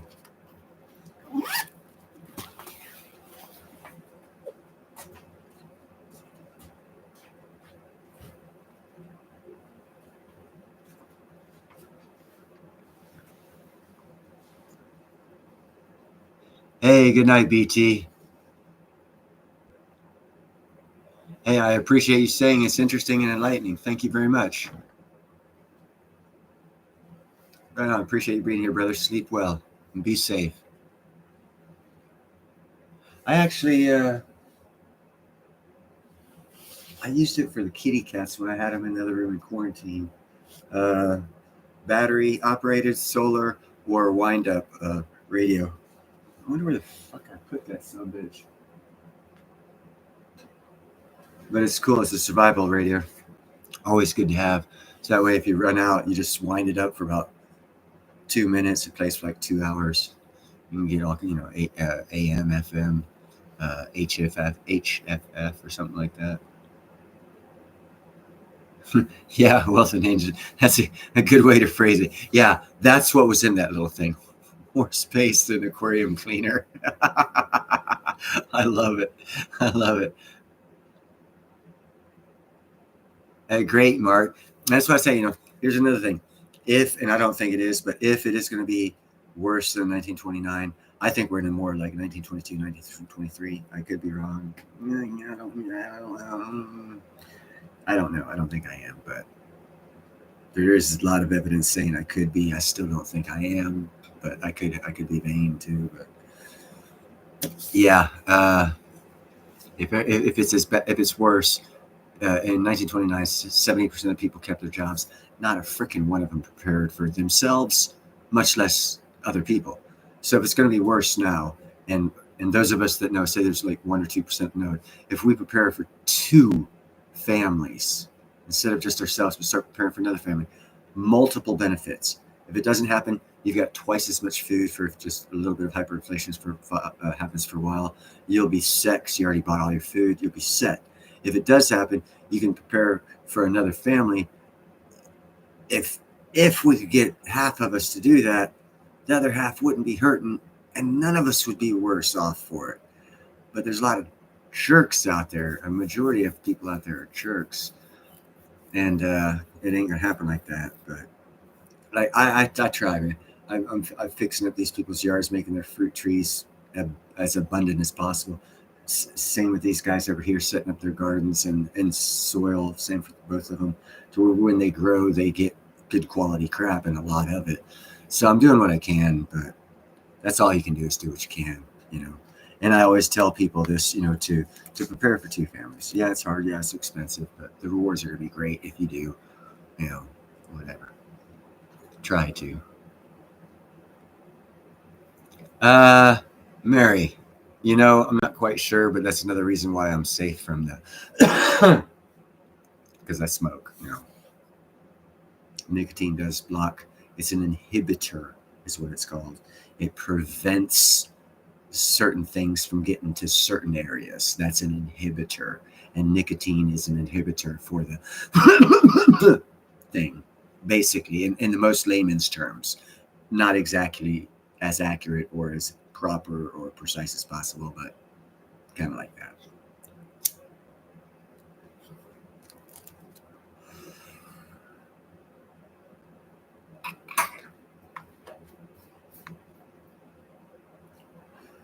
I'm a smoker. I'm a toker. I'm a midnight, whatever the hell the name of the song is. Midnight smoker.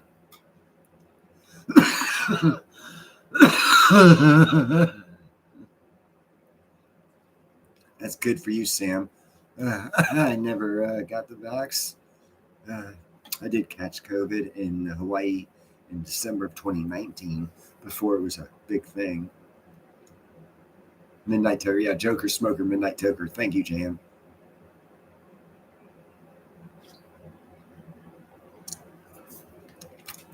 I get my money on the run.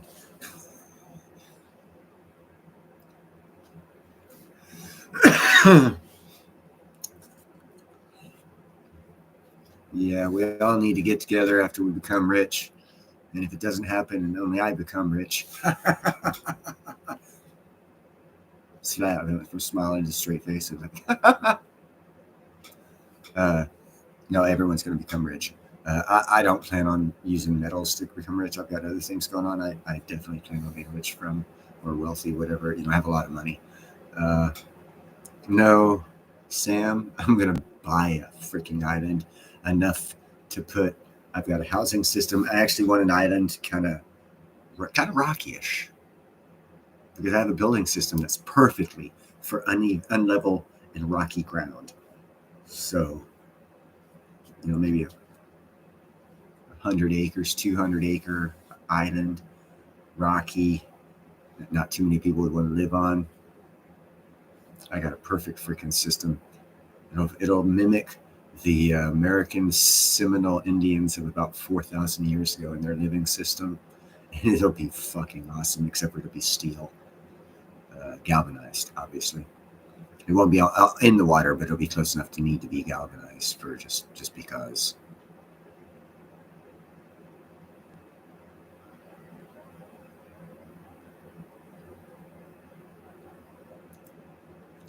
Again, Wealth Nations stated, I mainly care about being rich in spirit. I always say, be kind, helpful, and grateful. You'll be rich in spirit if you are kind, helpful, and grateful.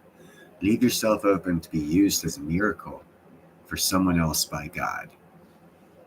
It could be as much as just as simple as opening a door for someone, saying hello. You don't know how much that can change a person's life for that day, for that moment.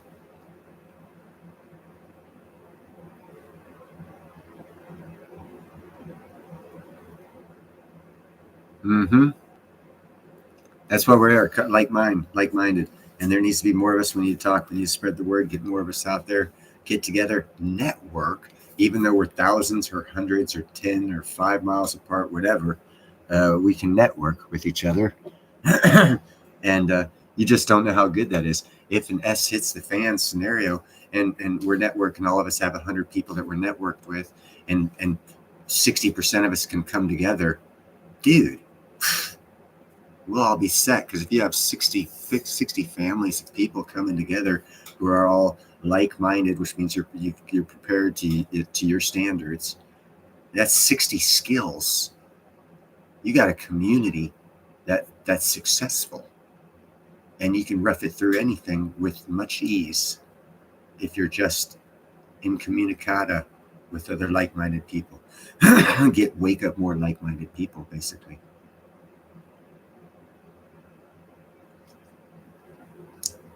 I've gone a step further and just wake up my neighbors, even though they're not like-minded. Yeah, I always take the hard road.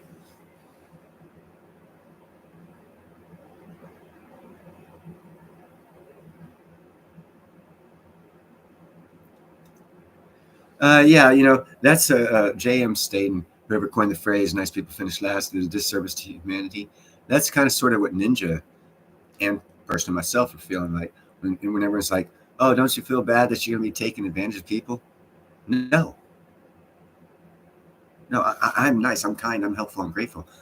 But I didn't make a choice for someone else to overextend, over leverage, become complacent, become content, become overextended. I did none of that. I did not do that. So why should I feel bad about taking advantage of it? So I'm still nice, but I'm also still going to take financial advantage because I see things. Okay, well, first off, complacency is a sin. Contentness is a sin. Over leveraging kind of sort of sinful as well. So feel bad? Not really. For the kids, yeah, because the parents are complacent and foolish for getting over leveraged, thinking it would last forever when nothing ever does. Ever. But this time it will. Let's get that house because the Hendersons have it down the street and we can afford it right now. Yeah, so it's a 3% 2-year fixed. Okay, 30 years, only 2 years are fixed out of 30. Good luck with that. But people think it's a great deal, and they're convincing you it's a great deal. Okay, sure, whatever.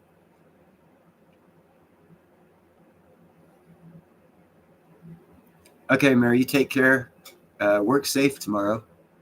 I'd like to have a job. Nah, not now in the wintertime. I'm going to call unemployment.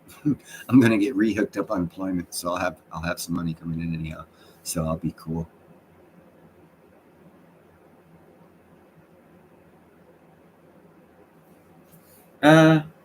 Wealth of Nations. Again, I'm a little bit different than most people because I can be aggressive if I need to be, even though I'm nice, kind, and helpful. I don't care for bullies at all. I will go after what I want And if I want it bad enough, I don't care about anyone else. I'm going to get it because I feel as though I deserve what I feel as though I get to reap what I sow. And some things are not within my bounds that I strive for. And I don't think just because I'm not wealthy now, I can't get them if I strive for them. So I'm not going to let people step on me while I'm going for my goals, So I can be aggressive even though I'm kind, helpful, and grateful. Just don't screw me. Don't lie to me. Don't cheat to me. Don't throw me off the fence, over the bus. Don't run, that kind of crap, because I don't tolerate that kind of stuff. And just as nice, kind, and helpful as I am, I can be vicious, mean, and evil if I need to be. I don't like to be. I don't like it at all. But this ain't a nice world. And if you're truly a nice person, I feel sorry for you, because you are going to get so taken advantage of. And I see people taking advantage. It pisses me off, but it's human nature. It's part of our sin. And we have to overcome it. Another reason to move out to the country or move on to an island where you don't freaking deal with that many other people. Because there are a lot of people that'll straight up take advantage of you and not blink an eye. So they think it's their right. And other things come. I mean, there's.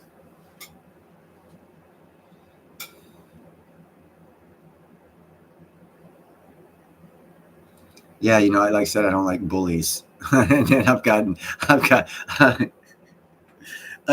an idiot. I've gotten into some scenarios just because I might not be in the best of mood, and then I see a scenario where there's a bully really doing some bad crap to someone who could be very nice, for which I don't know. I just see the bullying part and can recognize that. I don't know how nice the person is. And I've stood up for people I've never seen before and gotten fights just because I don't like bullies. I, and I'll get hurt and I'll lose opportunity. And, it was stupid of me, but I do it, That's why I'm single, I guess. I don't know.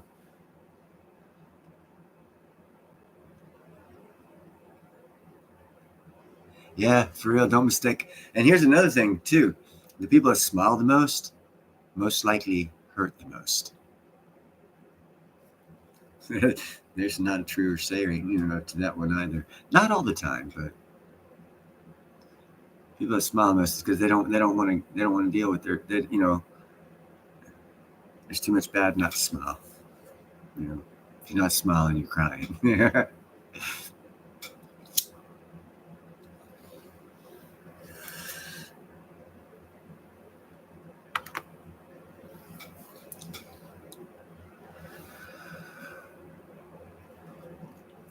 Man, there's been up to 23 people here tonight. I think this is a freaking first for me.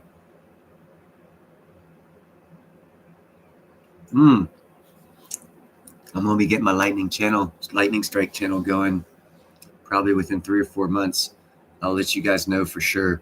I have a feeling that channel will be getting hundreds of thousands of subscribers and views every time I put up videos on that. At first it'll be slow, but then it'll get going better as I get a little capital coming in. But I plan some great things on that. It's gonna be awesome. Revolutionary awesome. Well, thank you very much. I appreciate Wealth of Nations. I hope to keep it intellectually stimulating, light, playful, and an enjoyable experience where we exchange ideas and information. It's going to be fun. I got there's a lot of people I've mentioned it to that are really interested in seeing how it goes. I'm interested in seeing how it goes. It's never been done, but what I'm doing I can't research. It's never been done before. It's kind of exciting. It's kind of terrifying. I can build this object and it could blow the fuck up. I don't know. It's never been done before, so I have nothing to go off of. I will be pulling out the trees and putting in the rock to make a road on this one. But hopefully it'll pay off. I plan on copyrighting and all that shit, all the video, because I know I don't know what, but I know there will be value in those videos to certain scientists and engineers, and so I'm definitely going to try and monetize that part of it. It's going to be a different type channel. It's going to be cool. It's going to kind of going to suck at first because I won't have all the right equipment, but after about a couple weeks, couple months, depending on how quickly it takes off, I'll get better equipment, and it'll be something. The shit I got planned will be badass. Peace out, Wealth of Nations. Thank you for being here, my friend. Thank you very much. I do appreciate it.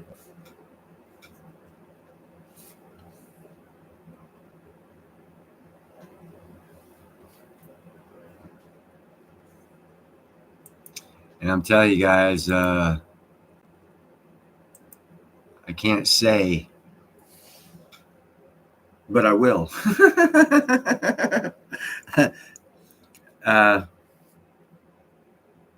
I'm going to be abstract.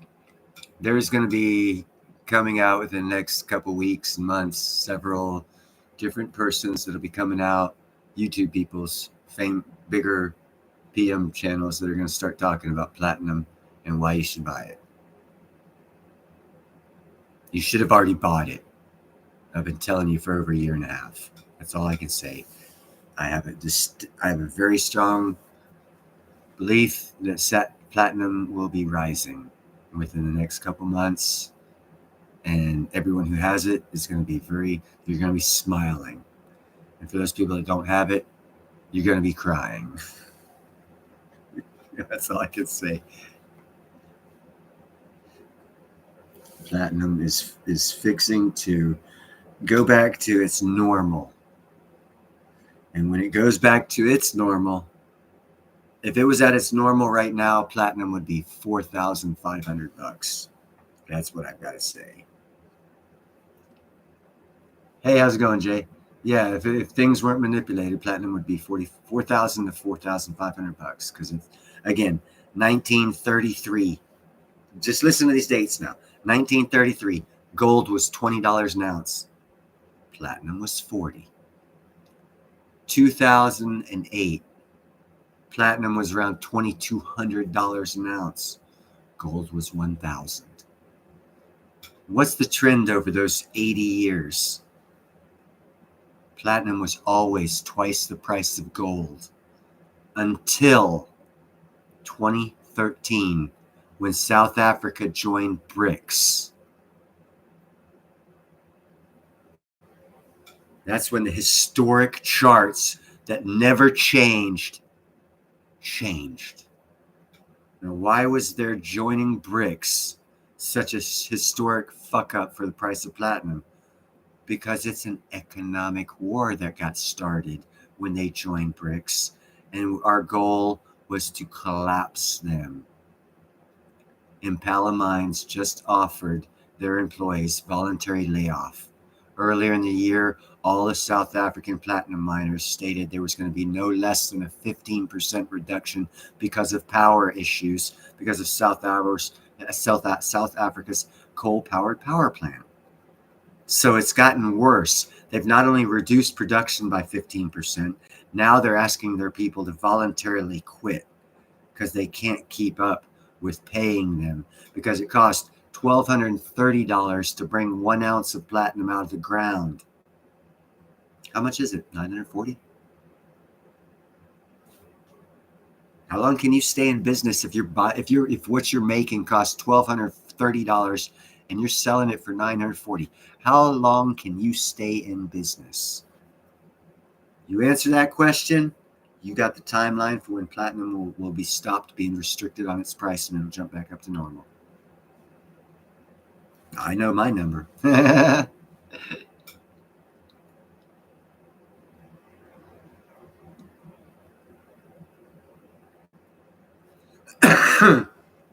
at okay, what's gold's like 80 to 1? It should be 161 for platinum. Platinum to silver. That's what it should be. 160 ounces of silver for 1 platinum. Is that what you're asking? That's what I believe it should be. And it will be. Well, no. Silver, it will maintain a new high. What that new high is, well, not new high, it's new normal. I'm thinking probably its new normal will be 125 when all the bullshit's over with. So I'm going to base my answer off of that. Off of that, yes. I would say about 100 times yes. 100 to 1. It's all subject to change. It's all speculation. That's not financial advice whatsoever. I'm not a financial advisor, nor do I know anything about it. And I probably couldn't spell it on the best day. And that would be the. I can spell a financial advisor.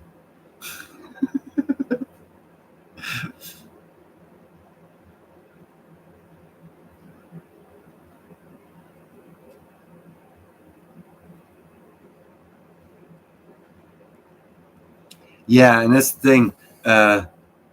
You cannot deny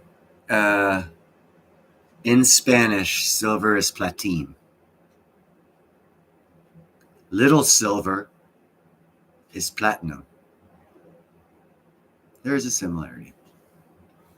And they kind of sort of a more similar of a run than gold and platinum is. I'll say that. There's more similarity in how they move together than there is between gold and platinum.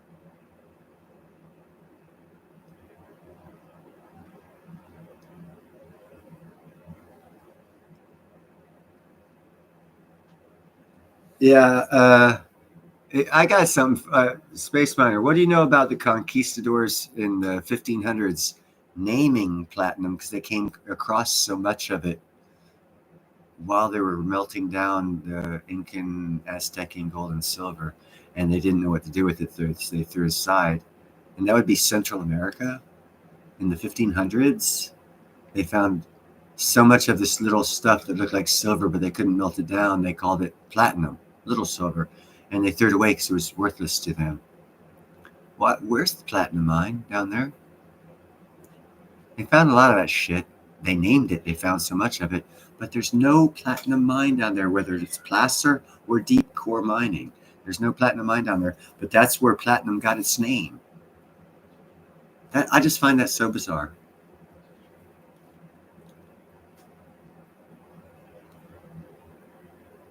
Well, I hope that all of us are each other's mentors in things that we don't know, Art Collector. Age has nothing to do with it, man. Older folks probably find that young kids are their mentors in computerized shit. So it doesn't matter your age. You don't need to think like that. It matters your qualifications. What do you know? What do you not know? What do they know? What do they not know? And that's how that goes. You mentor by what you know and what people don't know. You help them know it. Age has nothing to do with it, in my personal opinion.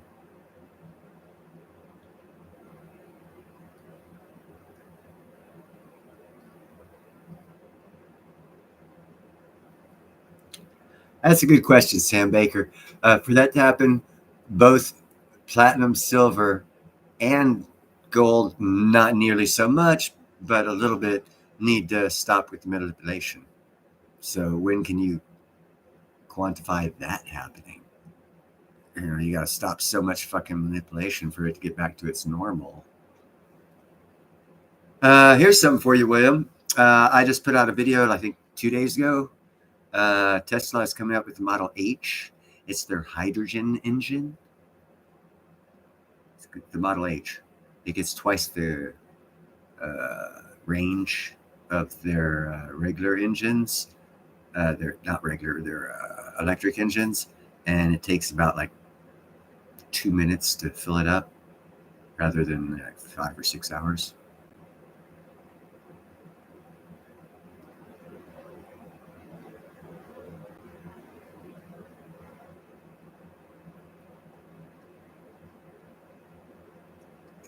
Again, Sam Baker. I just did a show, and not only did I did a video on Elon Elon coming up with Model H Tesla, which is hydrogen engine Tesla. I know for a fact we are building, because I'm an iron worker here in the North Bay, we are building 4 hydrogen power plants in the next couple of years. And the largest one is going to be built by both a compilation of Phillips 66 and Chevron. And Chevron's going to be building 30 hydrogen fueling stations throughout California, all like within the next 5 years. So hydrogen is on the way up. And I know in Europe, I was talking with James Anderson. He's the owner of SD Billion. He, I don't know, about 6 months ago, maybe 5 months ago, I was talking with him. He was telling me in Europe, they were exploding with building stations, hydrogen fueling stations in Europe all over the place. So they're way ahead of us on the hydrogen use over in Europe.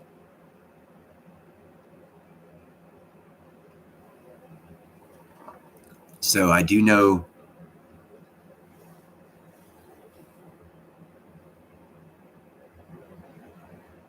that, and I think that's going to keep his stock going up. Also, they're claiming that the hydrogen engine has a little over twice the range of the electric engine before you have to fill it up. It was like 450 kilometers before you had to fill it up.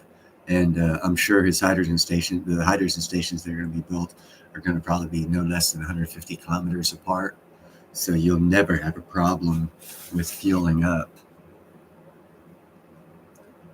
I understand that, William. I understand that. But I also understand that China has contracts and is currently building for 10 car companies, one model of car for each of the companies that has a hydrogen biodiesel hybrid engine in it. They're doing that right now. So I don't see why Elon Musk wouldn't do it from a business perspective.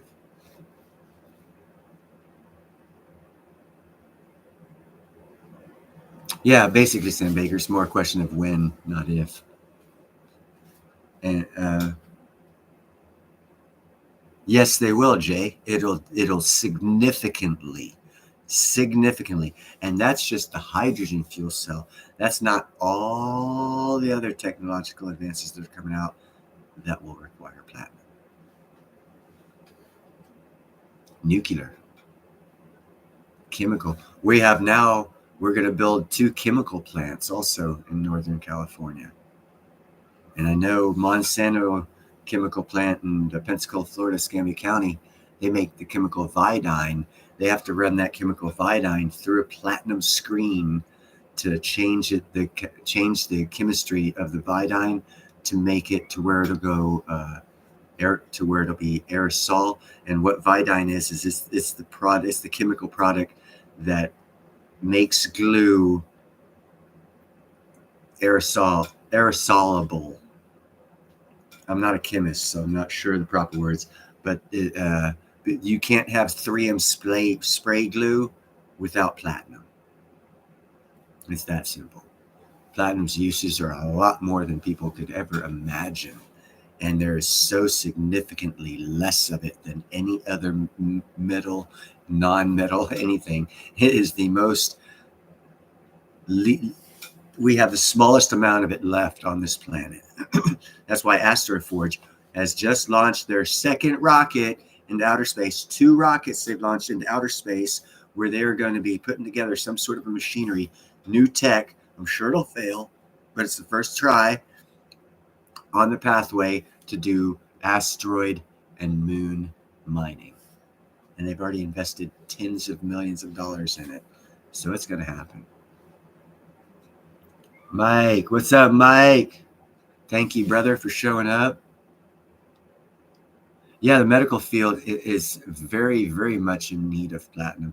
Also, cancer treatment drugs require platinum, oddly enough. Yes, Jay, platinum very much has qualities that is the only metal that has those qualities.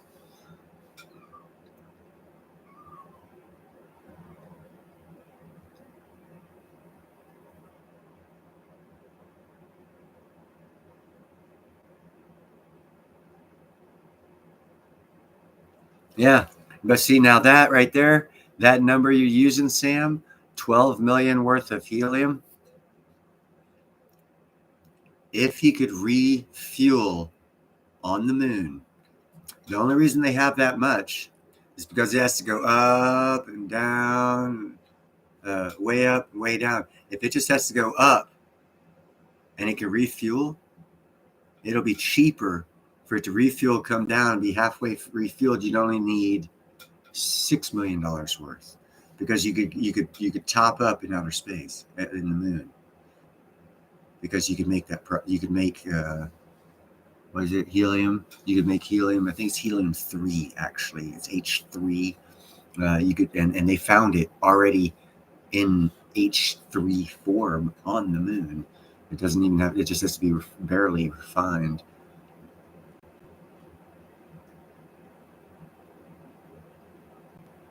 It's very, very durable, and it doesn't scratch that bad.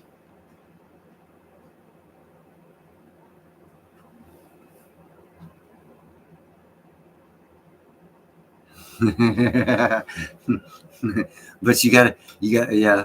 Well, time changes everything. So does technology. And things that are stupid today won't be stupid tomorrow. I remember as a kid watching Star Trek, and his little tricorder, beep, beep, Spock, this is Captain Kirk, beam me up. And then the first cell phone we had that flipped up like that, and you talked, that was badass. Now that shit's like archaic. Quiet. You're supposed to be asleep. You're in jail.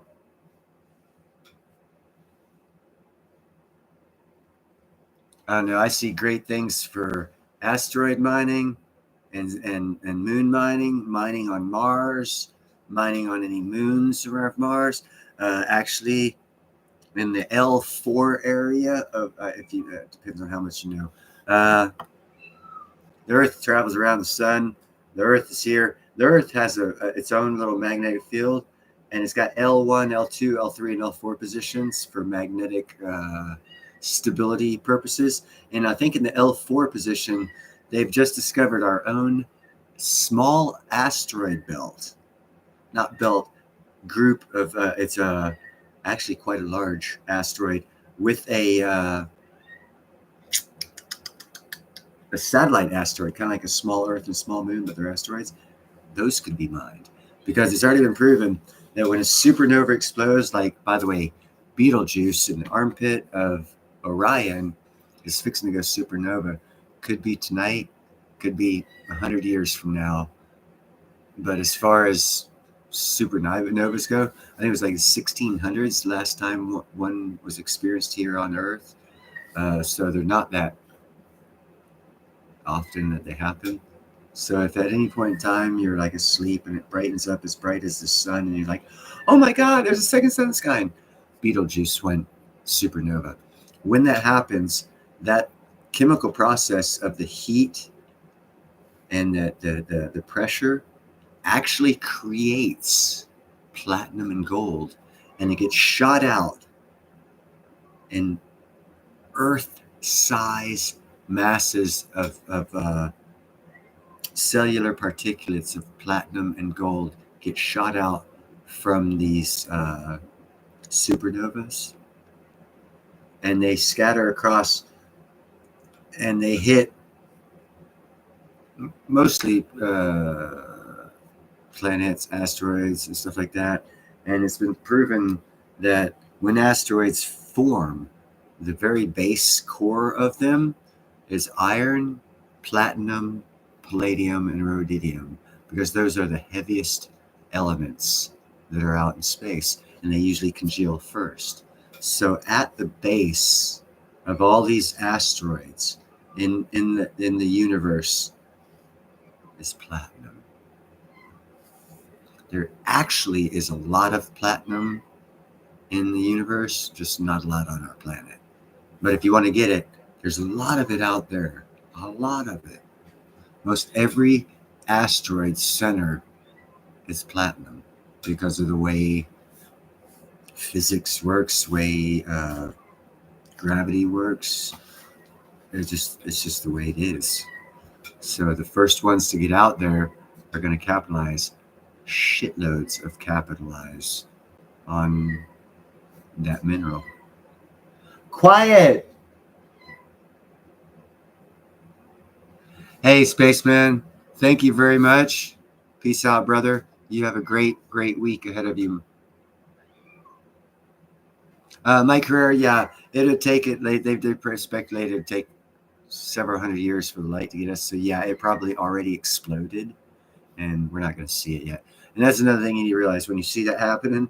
That Earth-sized ball of cells of platinum is probably passing through us at the same time, but it's also 100 years in the past. So you're looking at history. You're actually observing history. That's an oxymoron, but very factual. I gotta let him out because he's gonna kill me. Quit meowing like that. You fell asleep on me. Now you want now.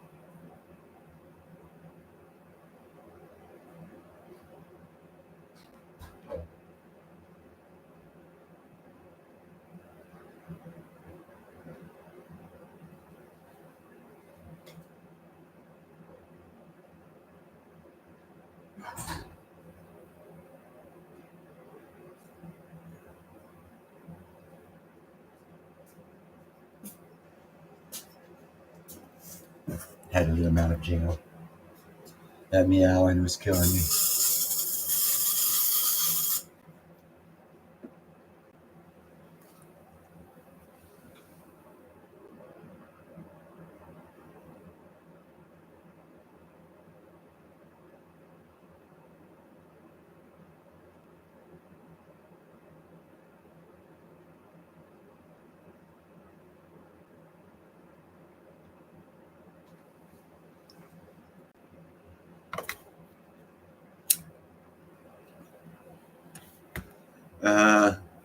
Time is not linear, and gravity is not as Isaac Newton said it was.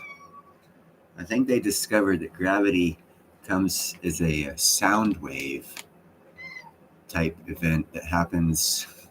I let him out of jail. He's thanking me. You're welcome. You're out of jail. Don't bother me.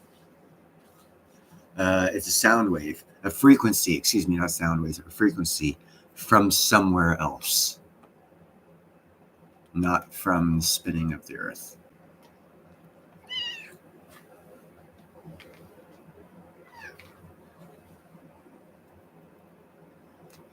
My career, I would like to be in an area that's not, does not have light pollution as bad as the area that I live in now, so I can see the stars. I love you. I love you. I love you too. I love you too. Yes, I love you too.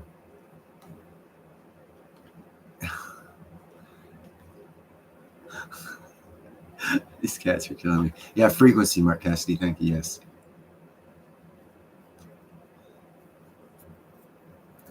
And also, if I get a big telescope and I don't live somewhere where there's light pollution,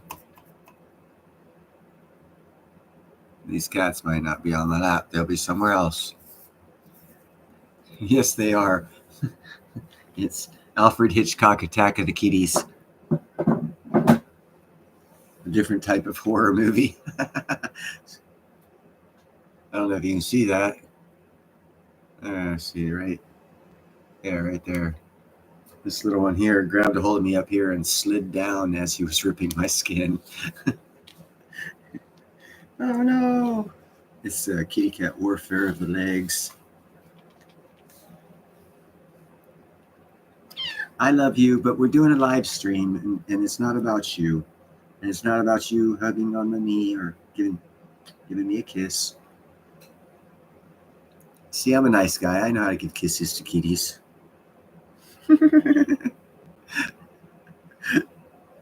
I didn't do nothing. They just came up here. I swear to God. What are you guys? What? What? What? What?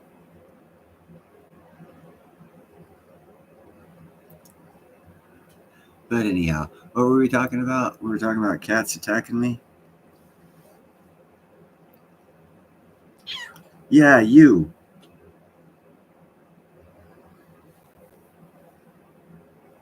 You want to hug me? You lover boy.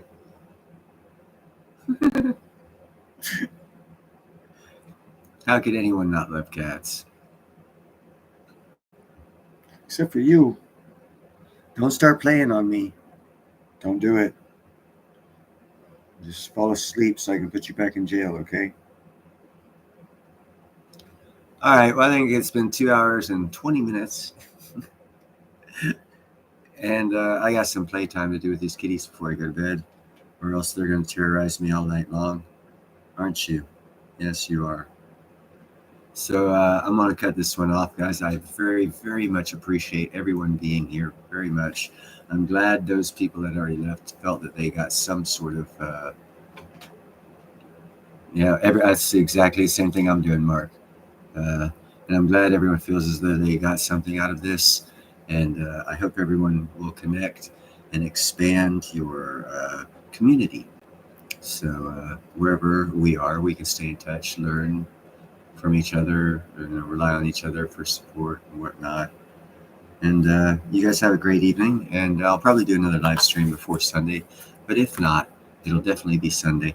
I got to find out where this button's at here. There it is. Yeah, the kitty cats say goodnight as well.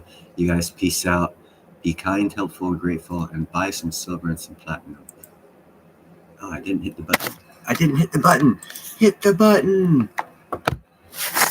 God bless America and everyone here. You guys have a great week.